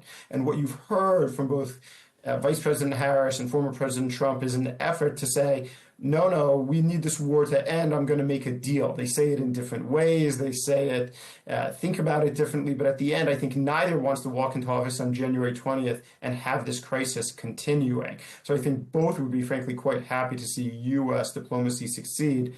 I think it's more skeptical that that's going to happen, though, given what we're seeing in the potential for escalation, not de-escalation. Okay, well, I'm afraid we're out of time. Really appreciate you taking the time to talk to us. Jonathan Panikov, thank you very much indeed. Thank you.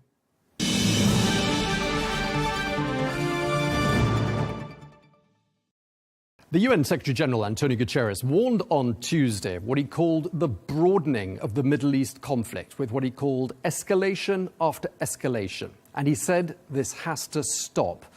Well, to discuss this further, I'm joined by the host of The Young Turks, Cenk Uygur. I'm also joined by the Israeli journalist and social activist Emily Schrader. Emily, let me start with you, because I gather you're speaking to us from a bomb shelter. And I'd like to ask you, whose fault do you think it is that you're in a bomb shelter? Well, I don't think it'll be a surprise to anyone that I tell you that the reason I'm in a bomb shelter is because the Islamic Republic of Iran is firing rockets on Israel. I do not think that this is Israel's fault in any way, shape, or form. I think that Israel has been on the receiving end from multiple terror proxies of this regime, including Hezbollah since October 8th and Hamas since October 7th, firing indiscriminately at Israeli civilians here on the ground, and that is no different whether the place of origin is in Tehran or in Beirut or near Beirut or in the Gaza Strip. Okay, Cenk Uygur, I'd like to ask for your thoughts on what's just been said. Yeah, I mean, obviously she's in a bomb shelter, and the proximate cause of that is Iran's counter-attack. But she left out the counter part. So if we're being honest about this situation overall, the Israelis have occupied, oppressed, humiliated, denigrated, and killed the Palestinians for the last 57 years in one of the most brutal occupations the world has ever seen. The length of it is stunning. And at any time they choose, they can go in and annihilate Gaza, as they did. And then if anybody fights back, they go, oh my God, what outrageous anti-Semites. Can you believe they do this for no reason at all, just because they hate us? Then on top of the occupation, they have now gone and attacked the foreign capitals of Lebanon, Iran, Syria. They're now attacking Yemen, and obviously they destroyed Gaza entirely. But they believe, and Emily will tell you, they believe in their hearts that they are the victims, because they can't see straight. They don't realize they're not David anymore. They're Goliath, and they're destroying the entire Middle East. Okay, Emily, I find that highly ironic given the fact that the Islamic Republic itself is occupying all of those countries that you mentioned, which is the source of the problem. If these terror proxies, if these countries that were being colonized by the Islamic Republic did not have that problem of the Islamic Republic, we would not be in this position. And you know, you love to talk about occupation, except on October 6th, Israel wasn't attacking Gaza. It wasn't attacking the West Bank. It wasn't attacking anyone, certainly not the Islamic Republic. And yet, we still received a massacre of civilians, men, women, and children who were kidnapped and raped and murdered brutally in front of their families, children in front of their parents, parents in front of their children. We still have 101 hostages in Hamas captivity. None of that is Israel's fault. And what you're doing, Cenk, is you're blaming the victim. Israel, the victim. Hilarious. So, look, first of all, she said Israel wasn't doing anything on October 6th. Yeah, of course you were. You were occupying the Palestinians for the 57th year in a row. There wasn't a single Israeli in the Gaza Strip on October 6th. There wasn't a single Israeli in the Gaza Strip, except the ones that they're holding hostage. Those ones were in the Gaza Strip. This would happen. I told the producers ahead of time, there is no Israeli supporter that doesn't talk over you. You think that you feel entitled to the airtime. Always trying to shut down your own guy? Your lives are more valuable. Cenk, hot kettle black. Don't be a hypocrite. Don't be a hypocrite. Okay. One at a time. Let's listen to what Cenk has to say, and then we'll come straight back to you, Emily. That's a promise. Now you're promising her. She's the one talking over me. I didn't talk over her at all. And this is what the Israelis are like. They're like, we have our rights. We are important. Our lives matter. The Palestinians, we slaughtered 41,000 of them, but that's okay because their lives are worthless. So, Emily, my heart broke on October 7th, and you guys don't believe me because you think anyone who criticizes Israel must be an anti-Semite. You don't know. I have Jewish family and friends, okay? They go to Israel all the time. I don't want anybody getting hurt in Israel. I'm a massive believer in nonviolence, and I will stick to that no matter what. But when I say, oh, my God, I can't believe 1,200 Israelis died, and that's terrible, I also think that 41,000 at a bare minimum Palestinians dead, over 25,000 women and children. Imagine a stadium filled with women and children, all dead. Israel did that, and you go, no big deal. Oh, the occupation for 57 years, no big deal. We're the victims. You sound preposterous, ridiculous. Okay, I have to let Emily respond to that. Emily, go ahead. Well, I think it's ridiculous that Cenk really has no horse in this race. He is not Palestinian or even Arab, and he certainly isn't Jewish or Israeli and doesn't live here. So I'm not even sure why he's so impassioned about this. But it seems that any time Israel defends itself in any capacity, Cenk has a problem with it. I'd really like to know, Cenk, what do you think Israel should have done in response to October 7th? Do you think Israel should not react? And also, you're making a critical mistake that I've seen a lot of people make since October 7th, and that is equating the actions of a terrorist organization carrying out a crime against civilians with a defensive war. What Israel's obligations and what their agenda was from the beginning after October 7th was dismantling Hamas and ensuring that they're not able to commit similar attacks like that in the future. That has been the objective, and of course to bring our hostages home. That has been the objective of the IDF since day one. I am sorry that there are civilian casualties in the Gaza Strip, but this is a byproduct of the use of human shields in the Gaza Strip, and of course, also endangering civilians by firing and carrying out terrorist operations, terrorist headquarters near UN facilities, near mosques, inside of schools. All of these things we have seen on a regular basis from the Gaza Strip. And in fact, Hamas leaders themselves have bragged about using human shields. This isn't something new. It isn't even something debatable. Now, you can talk about how much precaution Israel has taken or was it enough. Those are all legitimate debates. But to hear you come on this show and claim that Israel has slaughtered 41,000 Palestinians as if they're all just innocent Palestinian children sitting around when in fact at least 18,000 of them have been confirmed to be terrorists, not to mention the fact that I don't hear you going around criticizing the recruitment of Palestinian children to terror organizations, whether it's Islamic Jihad, whether it's Hamas or other organizations. There are 14 to 17-year-olds, thousands of them, who have been recruited by these terrorist organizations. That alone is child abuse. But of course, when it comes to reporting casualties, which are coming from the Gaza Ministry of Health, which of course is run by Hamas, there's no differentiation between terrorists and civilians. All right, Emily, let me just interrupt for 1 second. I'd like to ask Cenk, actually, one of the points you brought up there. You said, he's got no horse in the race. Why are you so impassioned? I'd actually quite like to know how you'd respond to that before you get on to the other points that Emily just made. Yeah, I'll note that the filibustering continues. Okay, so first of all, I thank you for bringing that back up because it's a funny word to use, but I'm amused by Emily's shock that I would care about other human beings that are not in my tribe. Like that to her is like, I don't get it. If you're in my tribe, your life is worth everything. And if you're not in my tribe, 41,000 people, who cares? I got a talking point here. Don't put words in my mouth. They're not even children. Are they really children? They're not really children. They're signing up for things. Are they really innocent? They're not really innocent. Are their lives worth the same as the Israeli lives? Cenk, I said the opposite. I said the children are victims. So here we go with the interrupting. Okay, so... don't put words in my mouth, and I won't interrupt you. Here we go. Okay, let Cenk finish, then we'll come back to you, Emily. But that's the thing with Israelis. They think that they're entitled to the world. And I'm not allowed to speak. I'm not allowed to speak on behalf of Palestinians. Are you crazy? The whole world is saying, my God, Israel, what are you doing to these people?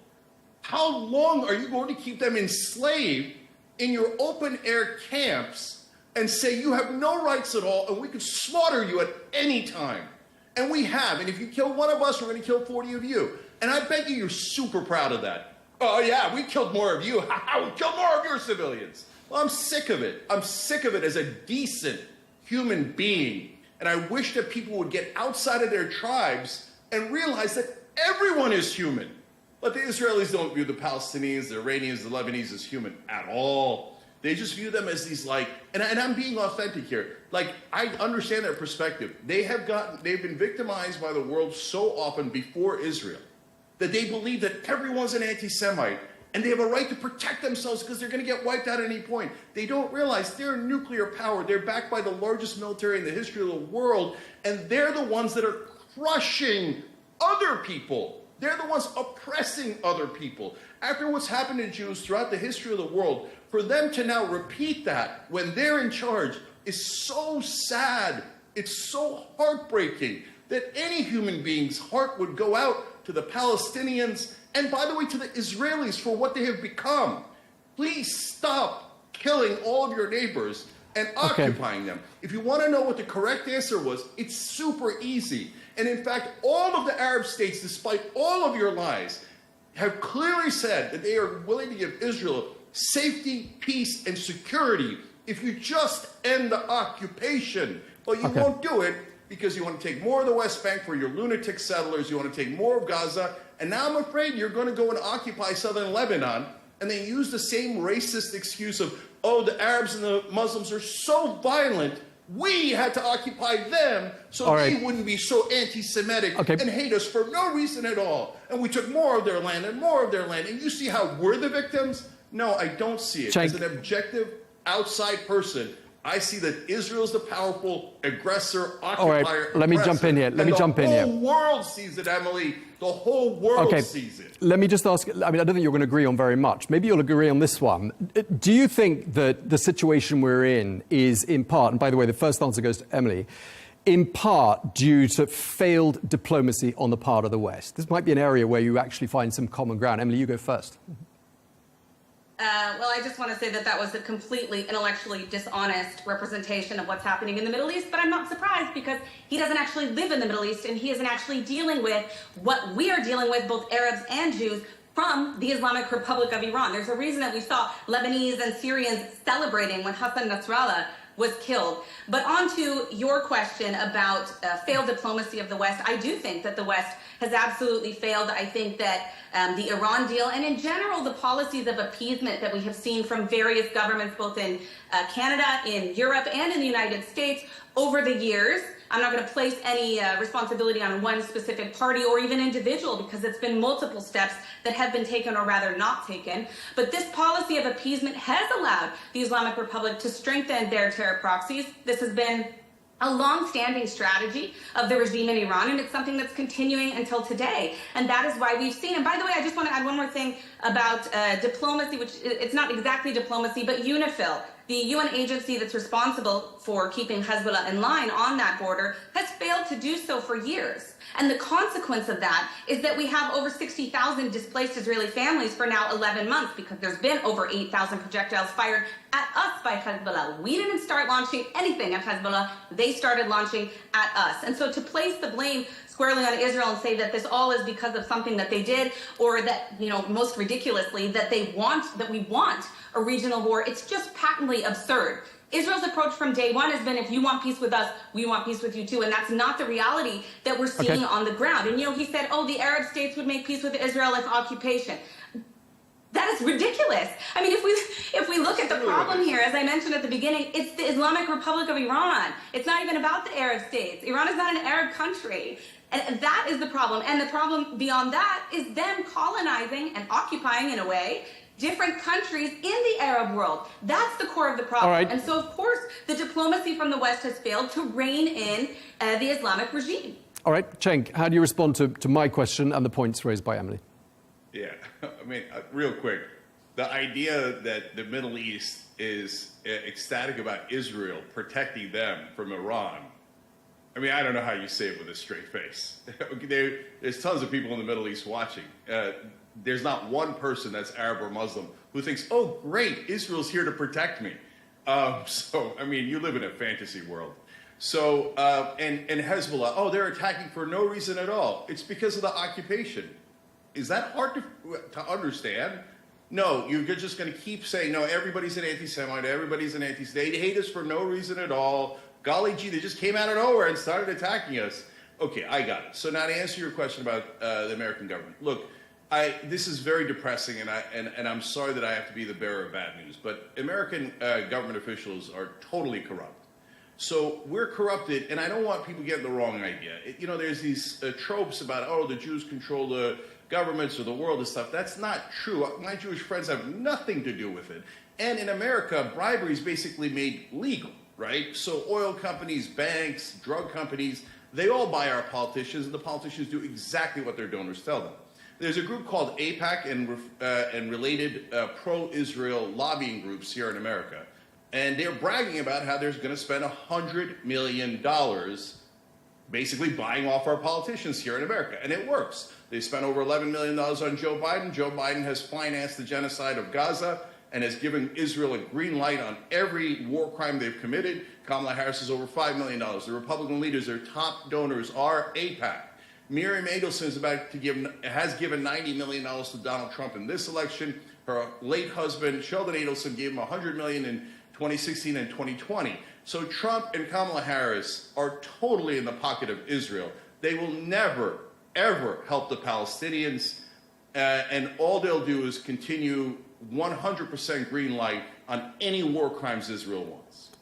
Okay, what do we think then the US elections have in store with regards to this situation?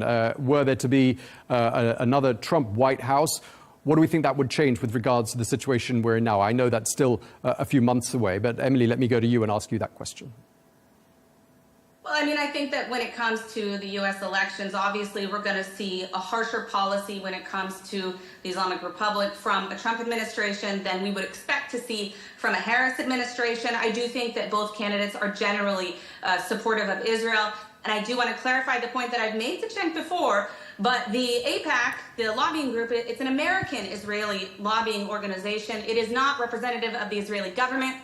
In fact, they have promoted policies that do not act in the interest of the Israeli government at various times. What they promote is the U.S.-Israel relationship because it's mutually beneficial. And beyond that, the aid package that goes to the state of Israel every year is not actually aid. It's not a handout. It's not checks that are going to Israeli citizens or even to the Israeli military. It's required reinvestment in American companies. It actually creates American jobs. Cenk knows this, and he is intentionally misrepresenting what AIPAC is and what they actually do because apparently he has a problem, once again, with Jews defending themselves. Cenk, go for it. Okay, let me answer. So first of all, you know what the I in AIPAC stands for? Israel. Another aligned group is Democratic Majority for Israel. So yes, they're American citizens. I'll take their word for it. But they are saying, I want you to serve Israel and not America. Israel first, America maybe second or eighth. I don't really care. And again, do not put this on all Jewish Americans. It's not even true of the majority at all. The majority of what Jewish you're saying Americans isn't true. Democrats. So they don't act in the interest of the state of Israel. That's not a foreign lobbying group. You know this. You know this. Okay, let him finish his point, Emily. Yeah, so you know how much money America has given to Israel? $300 You mean that's billion. been reinvested? Okay, look, everyone makes a point. Okay, So 300 billion US. themselves. Keep going. Hold on, let me just finish that point real quick. So the audience, you guys decide. Do you think that America gave Israel $300 billion because they thought it was so good for America and they just did it for the good of the American people, or because the American politicians got hundreds of millions of dollars from lobbying groups in favor of Israel? You guys be the judge. Okay, I'll let you respond, and then I got another question for you, Cenk. Emily, go ahead. I mean, I just think it's ridiculous. It's obvious that it's a mutually beneficial relationship. The United States receives critical intelligence from Israel. They also receive technology and developments when it comes to especially missile defense, which was jointly developed, such as Iron Dome, jointly developed with the United States. These are tools that keep Americans safe, especially American soldiers who are overseas, whether in war or in times of relative peace. And we have seen that in action on the ground in Iraq, for example, where the U.S. Embassy and U.S. targets have been targeted repeatedly by, again, proxies of the Islamic Republic of Iran. So yes, it is absolutely mutually beneficial for American citizens to have this aid package with Israel. Of course it is. They are allies. That is what allies do. And I love that you act as if it's so unusual or so much different than what other countries are doing, even in the United States or Europe or Canada or really any country. There are many countries, and it's within their right to advance what's in their interest. That is a logical response. We see Qatar do it. We see Iran do it. We see Israel do it. Despite that, that's not what we're seeing with AIPAC. Again, AIPAC is an American organization They represent the U.S.-Israel relationship. That is their goal. That is what they promote. That is what they focus on. It does not represent Netanyahu. It does not represent the Israeli government. And Cenk, you know this. You just don't like Israel, which is the same thing we see from all of your material. You never answered my question, by the way, about what you think Israel should actually do in response to October 7th. How do you advocate getting hostages home? You think Hamas is really going to agree to surrender? Let's ask him. This Let's is ask him. unacceptable. Let's ask him. How should Israel have responded to October the 7th? All right, then I'm going to get to ask a question framed in my direction for her. Let's do Sure. it fair, okay? Fair. So my answer is super simple, and I've said it on 100 shows. Right after October 7th, I understood that they required a response, and I would have said, and I did say on air, so you can check it for yourself, that they should use special forces and be incredibly targeted towards Hamas, their leadership, and their troops, and not against the civilians. And instead, Israel decided, let's just drop 2,000-pound bombs in the middle of cities. Now, you see when they kill Hezbollah and Hamas leaders, Hezbollah and Hamas immediately say, yes, our leaders were killed. For the first 9 months, Israel didn't kill any Hamas leaders. All they were doing was slaughtering women, children, innocent men, tens of thousands of Palestinians, and didn't get a single Hamas leader. Because it wasn't about, oh, golly gee, we just happened to miss. We missed 30,000, 40,000 times. We're the most incompetent military in the world. We just keep missing by accident. No one believes you. The whole world knows you're doing it on purpose. And it's heartbreaking to watch. And so, and by the way, on AIPAC, one quick thing that she's getting wrong.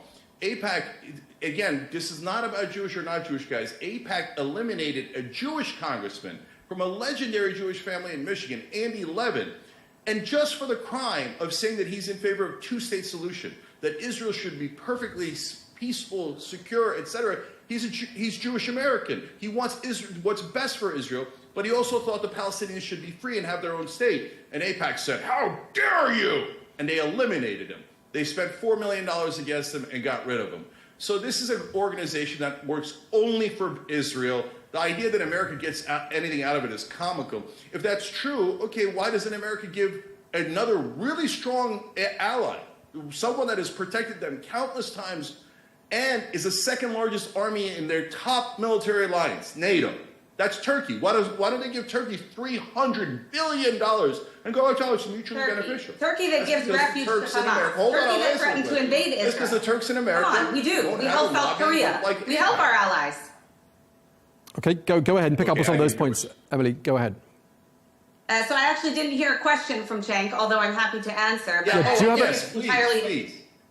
So, Emily, under what degree of groveling from the Palestinians, complete surrender, no resistance, no anything, what could the Palestinians possibly do before you let them free?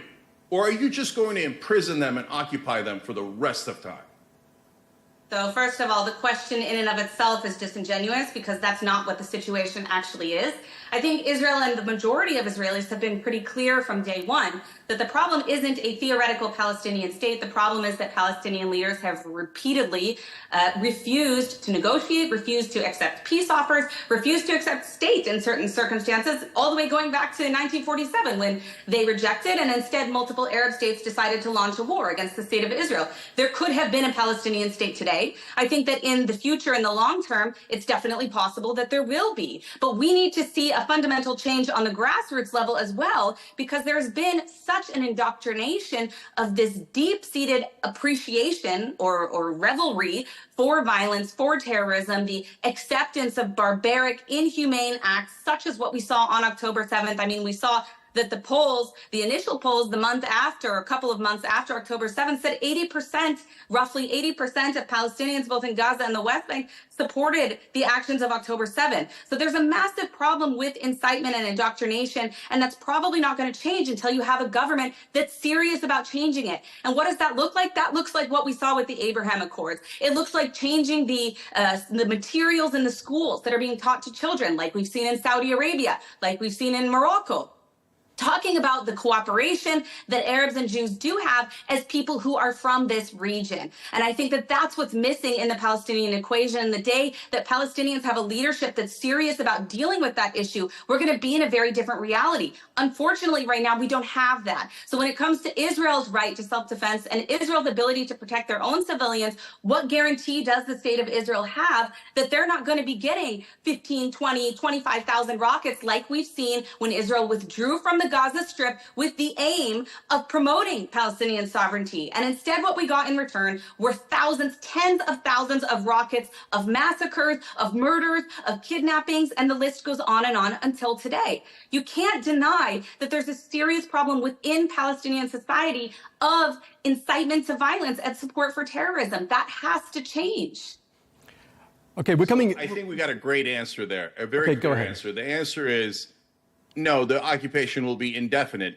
And the requirements are that the Palestinians not only get new leadership, new government, how they're going to do that, I don't know, and that the indoctrination of everyone in Palestine has to stop. She doesn't like the polling in Palestine. So all of the Palestinians have to change all of their opinion and love their occupiers. Yes. And then maybe their occupiers in their infinite mercy might or might not let them have freedom. Your opinion should change. Yes. I don't know why you think it's acceptable for someone to say that it's okay to murder and kill children, but apparently, Cenk, that's what I didn't say that. You said that. You said that. Is that what we're, well, that's she said Palestine. In your response. You blithely talk about Palestinian children being murdered by Israel like it's no big deal. That collateral damage, human shields. It's disgusting how you talk about Palestinians. All right, let's move on. Any of those let's move on. We're about to come to the end of this discussion. I'd just like to ask you both, looking forward. And perhaps you'll agree on this. I mean, it does look, doesn't it, and listening to you both, like we're further from any peaceful resolution to this situation in the Middle East. We're further from a two-state solution than we've ever been. I think you both agree. I can see some nodding heads. I mean, what is the way out of this? Cenk, let me ask you to start with answering that question. Yeah, so the answer is both very easy and very difficult. The easy part is we know what the right model is. It's a peace deal. Now, people that are right-wing warmongers will say, oh, no, peace never works. And it's especially not going to work in Israel or the Middle East. Well, that's empirically incorrect. One of the most spectacular peace deals ever done was Israel and Egypt. They made a peace deal. Egypt never broke the peace deal. The same kind of racist language was used back then. The Arabs, the Muslims will never agree to peace. They're violent savages. They'll keep attacking us anyway, etc. But Egypt didn't, and they never violated the peace deal. So the answer is easy, and the occupation and a peace deal. Now, the reason why it's incredibly difficult is because Israel doesn't want that. Israel wants to take more land. And so they've taken more of the land in the West Bank. That's also, again, empirical. Now they're demanding an occupation in southern and central Gaza. They're demanding, they're going to South Lebanon right now. And so they want more land. They don't want peace. If they wanted peace, they're the powerful ones. Like the Emilys of the world keep making it seem like the Palestinians, et cetera, have power. They're the most powerless people on earth. Israel has nearly infinite power, backed by the biggest military the world has ever seen, and given endless blank checks by the American government. So if they wanted peace, they could have it immediately. All the Arab nations have already guaranteed peace. Okay. But they say, no, you can't trust savage Muslim violent people because they're racist. All right, we've got about a minute left. Emily, I'd like to pick up on that, and I've got one final yes-no answer question for both of you. Emily, go ahead. I was just going to say that I don't understand how you can say accurately that Israel has a longstanding peace agreement with multiple Arab countries, including the more recent ones from the Abraham Accords. But at the same time, the problem is somehow Israel for being, as you call it, racist. So those two things cannot coexist. But beyond that, I think why not let the Palestinians go? I think from the long-term future, we need to deal with the Islamic Republic of Iran. That is the reason that you see Arabs and Jews on the same side of this issue when it comes to dealing with terror proxies across the region, whether it's Yemen, Iraq, Syria, or Lebanon, including many Palestinians whom I know personally that have a much bigger problem with the Islamic Republic of Iran and what they're doing, which is, of course, pushing away regional peace, not just with Israel, but across other countries as well, instigating many civil wars, such as what we've seen in Lebanon for decades. This is the handiwork, the byproduct of the Islamic Republic. And we need to see regime change in Iran before we're going to see a meaningful peace across this region, at least region-wide. Okay, last question. So let's just note for the record, I said peace, she said war. All right, last question. Let me ask you, Cenk, first of all, yes, no. Do you see peace between Israel and the Palestinians in your lifetime? Oh, God, I hope so. But right now, it's nearly hopeless. But look, there's one thing that they're underestimating in Israel. The right wing in America is turning. They're starting to get very angry about all the money that we're sending to Israel for. They don't really care much about Muslims, but they care that we're wasting American taxpayers on this ridiculous idea that Israel's somehow helping us by taking $300 billion from us. So be careful what you wish for. If you get, because I know Israelis right now prefer Trump to Kamala Harris according to polling in Israel, but Trump's a loose cannon and the right wing's a loose cannon. So good luck to you.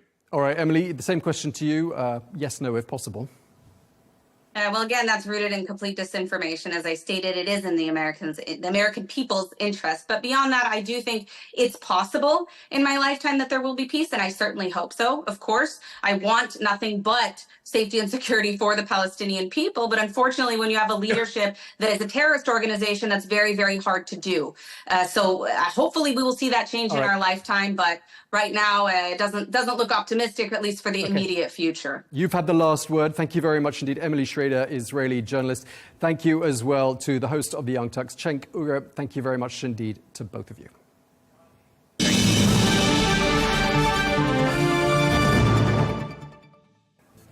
Well, that is all we have time for today's edition of Global News. Thank you for watching. Be sure to join us again tomorrow for more exclusive interviews. Until then, bye-bye.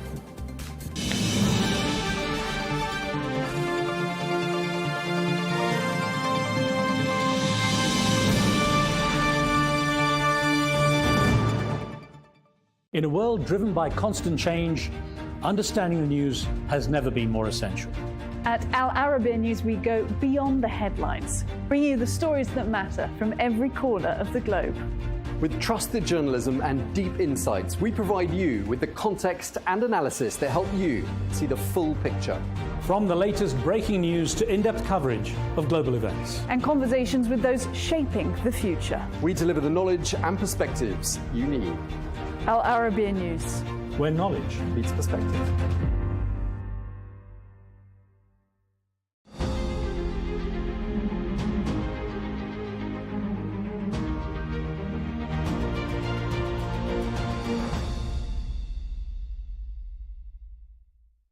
Assalamu alaikum. Ahlan wa sahlan. Subah al khair. The best I can do in my Arabic. Welcome and good morning. We have our panel here. I'll introduce them in just a moment, but I want to point out this next session, as you heard, Leadership Launchpad, Charting Paths to Cyber Leadership, is actually a very important one, particularly to our host country, the Kingdom of Saudi Arabia, because the society here is going through a dramatic change that has effectively now engaged a largely underutilized sector of its population. Now, you might recall a riddle that many school kids like to try out. It's an old one. From when I was a kid, we used to tell this riddle. And the story is that a man and his son are in a bad car accident. The father is killed, the man is killed, and the boy is taken quickly to hospital. And when they push the boy in to the operating theater, the surgeon, the doctor, looks at the boy and says, "Oh my goodness, that's my son." And then you ask the question, how can that be? Because, of course, in those days, everyone assumed that the surgeon, the doctor, must be a man. And, of course, the answer is, the surgeon is a woman. So it's one of those things that the assumption was wrong. And that same assumption has been made for anyone working in engineering, IT, cybersecurity, and now even artificial intelligence. And yet so many women are leading contributors to this field, including one day, I hope, my 18-year-old daughter, who's just started at the University of Virginia in technology, engineering, focusing on artificial intelligence. Now, research has shown that there is a major underrepresentation of women when it comes to these particular sciences. One research paper I found said the number of female AI professionals is only 22% of the total. We'll discuss more of that in a moment. So what needs to change? Where does the problem lie? Is it a lack of opportunity for the women to rise? A general lack of interest in these subjects on the part of the women? Personally, I don't think that's the case. Or is it perhaps a more complex equation that includes more inclusive corporate culture, mentorships, better induction, better prospects, and so on? Our experienced panel will aim to answer these questions, and I want to introduce them briefly and move straight to the discussion. You heard we have Her Excellency Dr. Hala bint Maziad Al-Tuwajri, who's the President of the Human Rights Commission of Saudi Arabia. Jojcik is President of Identity and Network Access for Microsoft. And Silvana Kochmerin is the founder and president of Women Political Leaders, WPL. So first, I'm glad to have a panel that has this experience as accomplished women to discuss this important issue. I'm going to start with Her Excellency, Dr. Hala. I'll join you, actually, sit down so the seat doesn't look too empty. The Kingdom of Saudi Arabia is now on a fast track to engage what I just called the underutilized sector of its population. And basically, women can now do much more thanks to the remarkable transformation that's been taking place in this country. But that fast track itself presents a challenge. Because on one hand, women, especially the younger generations, now need time to develop the skill sets in order to rise. And yet the kingdom wants them like yesterday out there in the workforce. So how do you balance that equation? What can you do to make sure that equation is balanced, the women have the skill sets and they get the employment? And what can the world learn from the Saudi experience? Well, thank you very much first for having me and giving me the opportunity to speak at this very significant event about a very critical issue today. You've mentioned probably one of the issues related to the inclusivity of the workforce and the open opportunities for women, and that is true. But I think the situation in Saudi is kind of different because for a very long period of time, women were highly educated in Saudi, not all of them very young, and also they were only employed in certain sectors. So with the Vision 2030 and with the opening of different sectors for women, and also for all the reforms, the legal, structural, procedure reforms that happened, these new sectors that opened allowed for that kind of leap in the participation of women. So we're talking about the target of 2030 reached early on in 2022. So that is remarkable, and it is the explanation of why we have so many women today joining the labor force, given the fact that these reforms only happened over the course of 6 or 7 years. But the challenge you're discussing in terms of the coming generation, and as a former teacher, I know that what we think are challenges with the younger generations are coming from us, actually, the older generations, because their ability to adapt to changes, their ability to learn from a very young age. I think we will not have a problem with people learning while working or getting upskilled while they are in business. So in a nutshell, the women today are already established. They've been there in the labor force, but only in restricted sectors. And the coming generation, I'm not afraid for, because I know they can do that. Actually, it's a very valid point, because as technology is evolving so quickly, they can evolve with it, and they don't carry the baggage of the past. Yes. You know, I was once interviewing a guy on stage, a young influencer, and I noticed in the audience, all the older generation, sort of my lot, were filming in landscape, all the younger generation were filming in portrait. So, of course, they adapt. Joy, I want to bring you in. Thank you, Dr. Hala. As a senior executive, obviously at a major tech corporation, you've got something of a bird's eye view on the situation. And there is an established issue of many women not having the level of opportunity that reflects their abilities in certain sectors, such as engineering and science. Now, since this conference focuses on cybersecurity, let's explore that particular landscape. What do you see as the primary reason for female cybersecurity professionals blocking them from achieving their full potential? You know, what are those barriers and how could they be overcome? Yeah, I mean, great question. First of all, I think, you talk about the stats, right? Like there's only about 22% of women in cybersecurity. So I think it starts with representation. So without the representation, you also don't have enough the role models. So for women, if you can see, who are the leaders who look like you, who, work like you, I think, you can see it. It's harder to be in it or stay in it. So I think both representation as well as having more role models, have senior women, executives in this sector is really important. And then becomes, how do you create a culture? I think you kind of also mentioned it. Just be in it, but if you don't have the culture that actually supports women to do their best work, we are, I think, being Microsoft, for over 26 years, I think early on in both technology and Microsoft, I think we had the cultures more like, you try to blend in and trying to just blend into the existing culture and mostly very male-dominated. Versus over the past decade, we really have evolved to say, hey, for the culture, you need to be more inclusive. And for me, for example, really talking to everybody is how can we be our authentic selves, especially for women, if we can be who we are and be in a culture, being listened, being heard, and being embraced. I think that's when we can do the best job. And that also, I think, especially in cybersecurity, I often talk about it's more than just a, technical job of computer science or engineers. You actually need a data scientist, for AI especially, you need a mathematician, you need an English major, or even frankly, art major, just having that very different perspective from the cybersecurity landscape, because you really need that holistic view, if you will. So having that culture that embraces, and break down the barrier of the stereotypes, like woman is not technical enough, or woman is not technical enough, even in the cybersecurity space. I think that's really important. And the last thing I would say is also just the opportunity as well as the career development. Because if you're in the technology and the cybersecurity space, we all know we don't have enough in terms of skills in terms of cybersecurity space.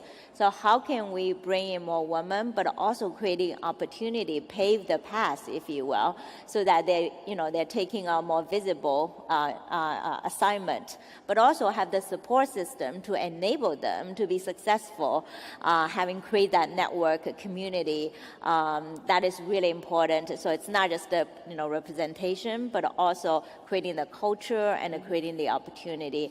I think it's going to take time, but I think if we don't do it now, and I'm really glad we have a forum like this, really talk about the importance topic, because if we don't have this conversation, then it's hard for us to act. And for us to act it, you have to stay. I often say you have to stay in it to actually make the difference. Well, I'm glad actually to have a panel of all women, because it's quite rare, I have to say, at these conferences I go to. Interesting what you said about role models too. Hard to believe, but I was the first person of South Asian background in mainstream broadcasting in the West, in the BBC and CNN and so on. And people would come up to me afterwards and said, I went to my parents and said, look, one of us is there. So I want to get onto that subject and mentorship in a minute, but Silvana, I want to welcome you in as well and ask, what is the need for an organization like yours, Women Political Leaders, WPL, and how does its role fit into supporting women in the cybersecurity and tech sector?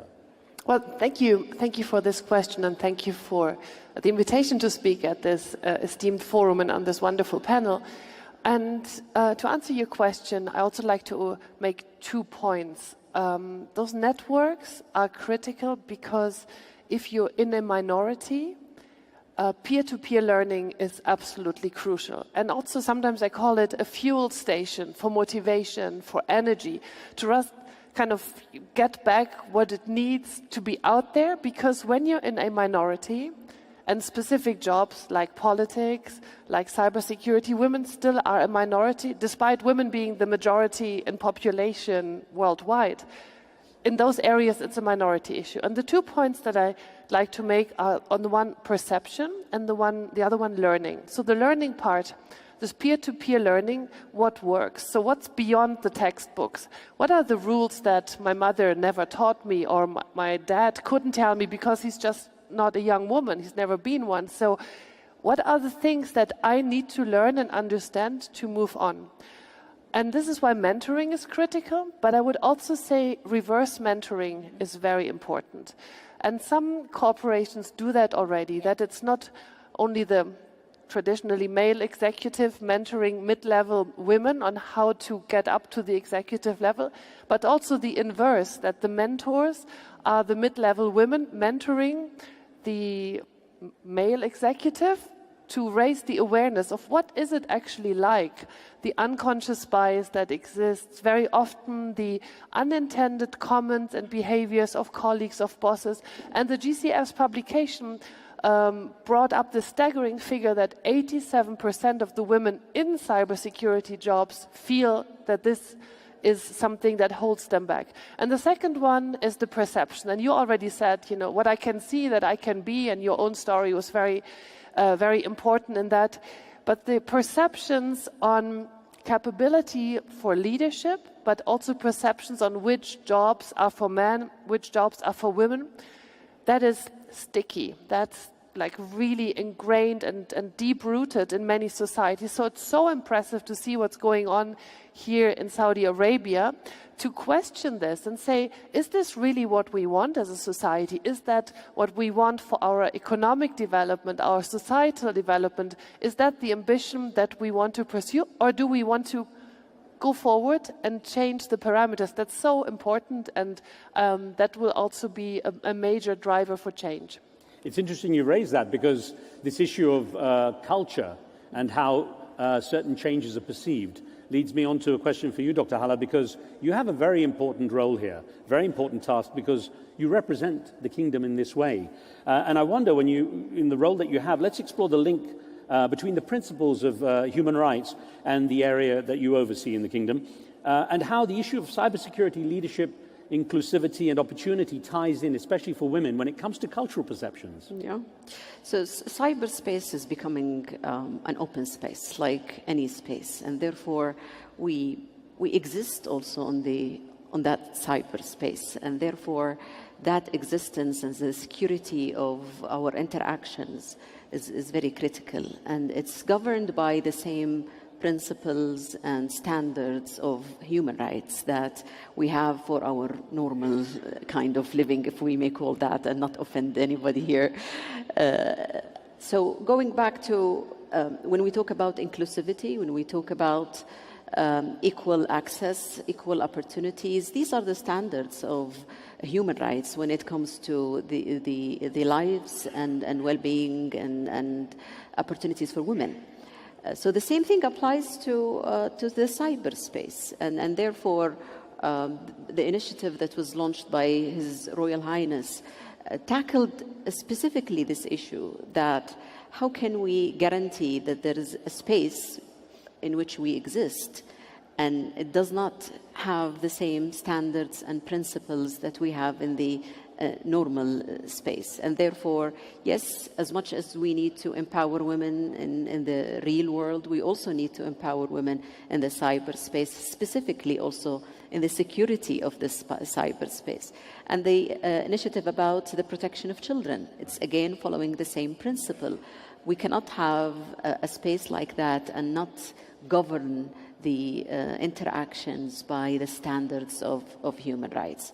So when we look at it, it's not a matter of luxury or that we want just to hold a flag that we're empowering women. It's a necessity. It's an economic and a security necessity for us to have women play a role, because from our experience in Saudi, the empowerment of women could not have reached these levels without the participation of women.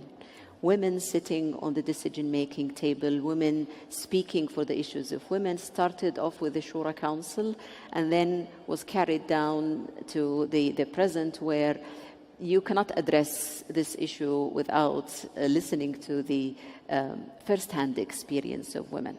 And that's why I think it's very critical, it's very important, it's a necessity. And if we want to move forward, then we need events like these where we learn from each other, mentorship, training, opportunities for international, multilateral dialogues. All of these platforms will definitely lead to a safer space, cyberspace for women, children, families, and all individuals. Thank you, Dr. Haller. Now, Joy, in researching for this panel, I was fascinated by a paper I came across from May of this year. And the paper was entitled, "Where Are the Women? A Detailed History of Women in Computer Sciences and How It Impacts Modern-Day Industry." It was by Mary Kate Nowak.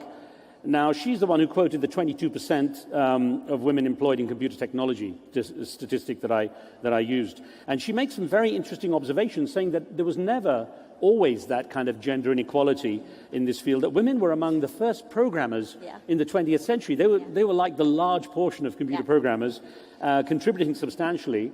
And by the early 1940s, they were the majority, but by the late 70s, early 80s, their role was diminished as the cultural stigma set in, saying women shouldn't necessarily be in this sector. And I wonder now, looking at it from your position with Microsoft, how you see that dynamic changing in this kind of newer era of understanding. Yeah. No, it's a great question. I wasn't born in the U.S., and I was born in China. And when I grew up in China, I went to computer science major, and it was very 50-50. Right. So, and frankly, the whole, about, the whole unconscious biases, the, gender inequality, that concept didn't exist until I went to the U.S. And what I see is it's really that the culture piece, which is, one is there's a lot of stigma, if you will. You have to say, hey, is woman technical enough? And and then when you have a majority of the jobs, it becomes, you have all these biases built in during the interview process, because you kind of, when you interview, you end up hire like-minded, or you hire people who, think like you, work like you. So when I first started Microsoft, very much I think the culture, I mentioned earlier, it's, we have a culture so you're really trying to blend in. And I very much felt like I need to not just think like a man, I need to dress like a man. I don't want to stand out, even though most of the time I was the only female in a room of men. And I think that has evolved. I think that has caused a barrier both in terms of, do we women feel belong? Do we being considered technical? And do we have an environment we feel we have a seat at the table, seat at the table in the room? And can we actually, advance our career as a result? And that comes to kind of mentoring. For me, I have many mentors across the industry and Microsoft. I remember one of the quotes that really stayed with me for a long time is this gentleman. He actually said, "Hey, Joy, if you feel uncomfortable being in a room full of men just because you're a woman, you kind of stood out and you felt like you need to blend in, you just have to remember, if that is the only advantage if you stood out, the man has many, many different advantages, like the networking and the community and the support, if you will. So take advantage of it and be comfortable being who you are." And that really stayed with me. And I think things like that kind of allyship, men as allies, and I think I would call, given most of this roomful are the gentlemen here, is be an ally to women, be in that support system. I love the idea about reverse mentoring, because I think especially for male leaders need to hear the lived-in experience for female, teammates or people working at employees working in a company, because by listening and learning those experiences, I think that creates the empathy and also be able to create an environment to support women so that there will be more women in cybersecurity, in technology, and in the industry. It's actually a very important point, being allies and collaborators rather than competitors and perhaps detractors. that paper that I quoted has an interesting element to it too, talking about AI. And that is that AI essentially is programming and will reflect the biases of that programming. So if women are not involved, then the AI is geared towards a male bias. One example was where they showed how in America the police were using AI to try and profile motorists. And they profiled more black people because the data and information that was put into the AI was geared towards historical stopping of black people because of prejudices, for example. That's quite an important point.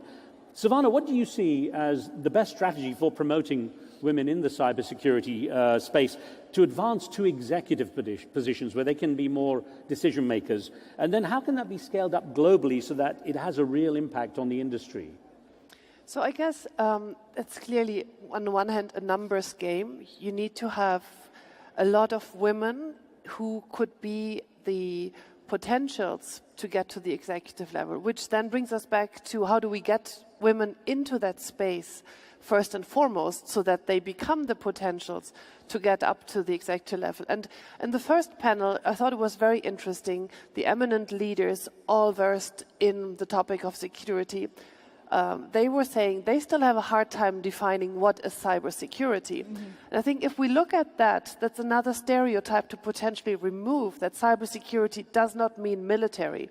Cybersecurity has a lot of different facets and a lot of passion and interest and relevance for women as mothers, as their own experience, what they live in the digital world, which would mean, yeah, this is something I would like to work in. So redefining what is cybersecurity to make it less militaristic and maybe less traditionally linked to male spaces, which again, we very much question, right?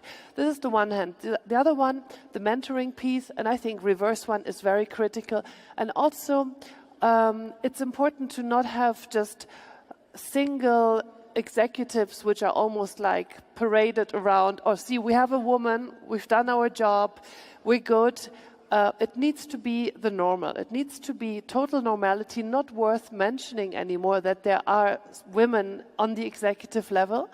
And this also then means that the influence of those women increases because they're not the token women, which very often still happens, both in politics as well as in those other areas. And then, like yourself, I'd like to also appeal to the audience here. There surely are many fathers of girls who would like to see their daughters thrive.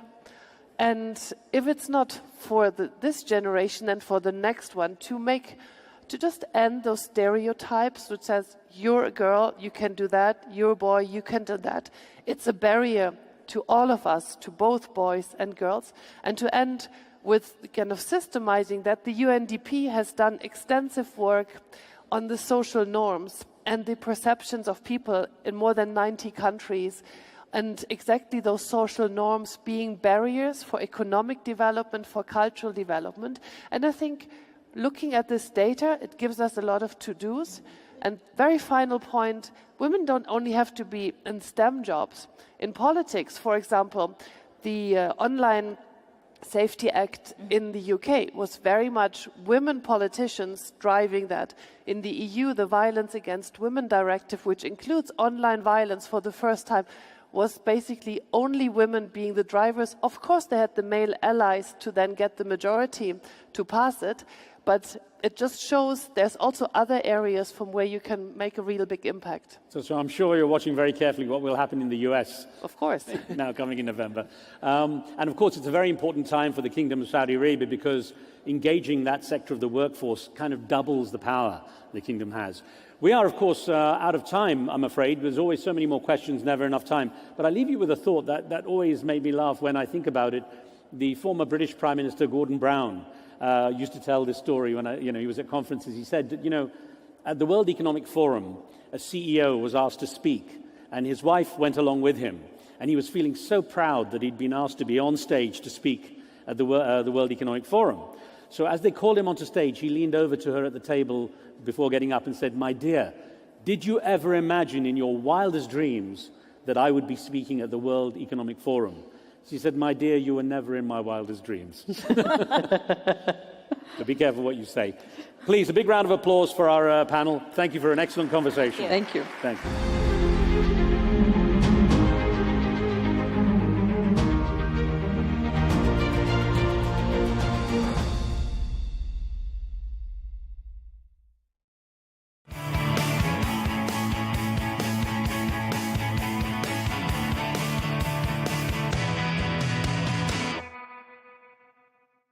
Rio de Janeiro. It's a chill, fuss-free Southern American city where anything and everything goes. You'll get a taste of the old and the new, fast and slow, and the luxurious and the modest. It is called Cidade Marvelosa to its local inhabitants. It is also known as a super city, with practically more than 14 million people residing in it. It is a city of history, culture, and tradition, as well as hip, flair, and style. The city is known for its picturesque views. The jaw-dropping beauty of the landscape is all thanks to the Atlantic mountains nearby, with flourishing rainforests. These mountains actually play a big role in the city's population. It makes up most of the area in the south. Relaxed and carefree, tourists get to go on peaceful nature trips where they can make the most out of the postcard-worthy views. Meanwhile, the north area is slowly getting crowded, with sprawling suburbs rapidly taking over. And the west is quite busy too, with huge malls being built alongside highways and multi-lane roads. But the cool, carefree vibe remains thanks to the beaches nearby. And Rio's golden beaches are a marvel too. But the things to do in the city are endless, no matter the weather, because the city is teeming with infectious cheer and creativity that's definitely attractive for tourists. There's the famous Copacabana, which has everything for you. Like the locals, walk by the beachside in the early morning and sneak in some exercise, or perhaps play some football, enjoy the sunset, or dance to the samba music that's sure to be playing nearby. Then visit the Copacabana shopping district. Take a commute to the town's known historic center, to the city's stunning architecture and structures that won't fail to amaze you. The buildings are known to be influenced by a blend of historic Portuguese colonial architecture. It blends well into Rio's modern city lifestyle and the famous Brazilian atmosphere. Finally, cap off the day with an unforgettable sunset experience. In the early evening, get back near the beach to watch the sun set. Rio is truly a city that's sought after for its tropical weather and laid-back charm, which never fails to lure travelers who decide to stop by.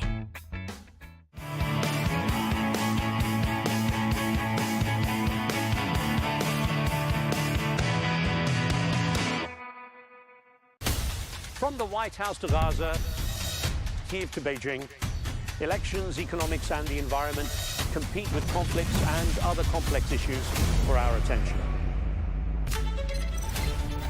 In an age of fake news, deepfake and artificial intelligence, they've got to have a vote and a say. It's important to look beyond the loudest voice to understand the truth. From newsmakers to groundbreakers, My campaign is going very well. Presidents, prime ministers, princes and peacemakers, and cultural tastemakers. As Arabs, as Middle Eastern, we're too emotional. Join me on The Risan Show for empowering conversation.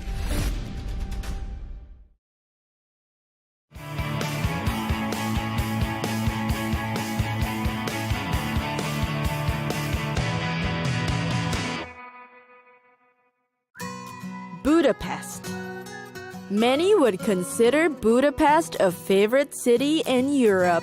It boasts of great architecture comparable to none, and lets us in on its sophisticated scene that's impossible for any other city to imitate. Here are some things you'll appreciate about Budapest. A visit to the city's thermal baths is a must. Try soaking in the Sechenyi baths, although of course there are countless other baths to choose from. A cruise via the Danube River is another thing you must do in Budapest. Nighttime is the best time to try this. There are special cruises being offered as ways to maximize your scenic trip along the river. For one, you can have a buffet-style dinner cruise while on board.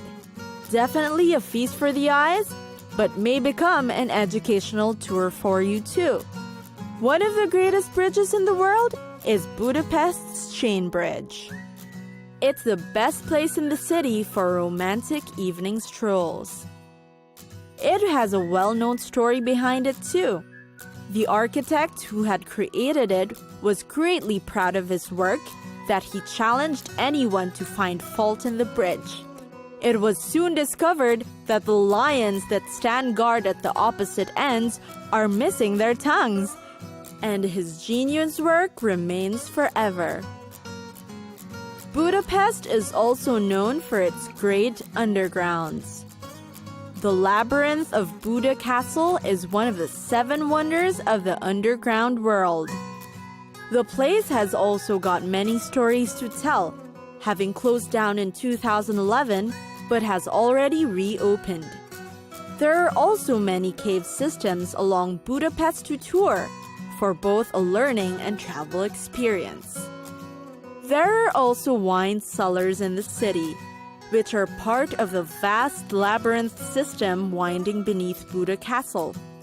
The cellars vary, but are all suitable for wine tasting. It's an experience to learn more about their wine culture. For both learning and travel experience. For shopping, there's the Central Market Hall.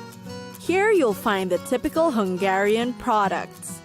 You'll find everything there, from the world-famous sausages, paprika, to their wines. Fresh vegetables are also among the great buys in the market. You'll also find great souvenirs to buy there, such as wares and traditional Hungarian embroidery.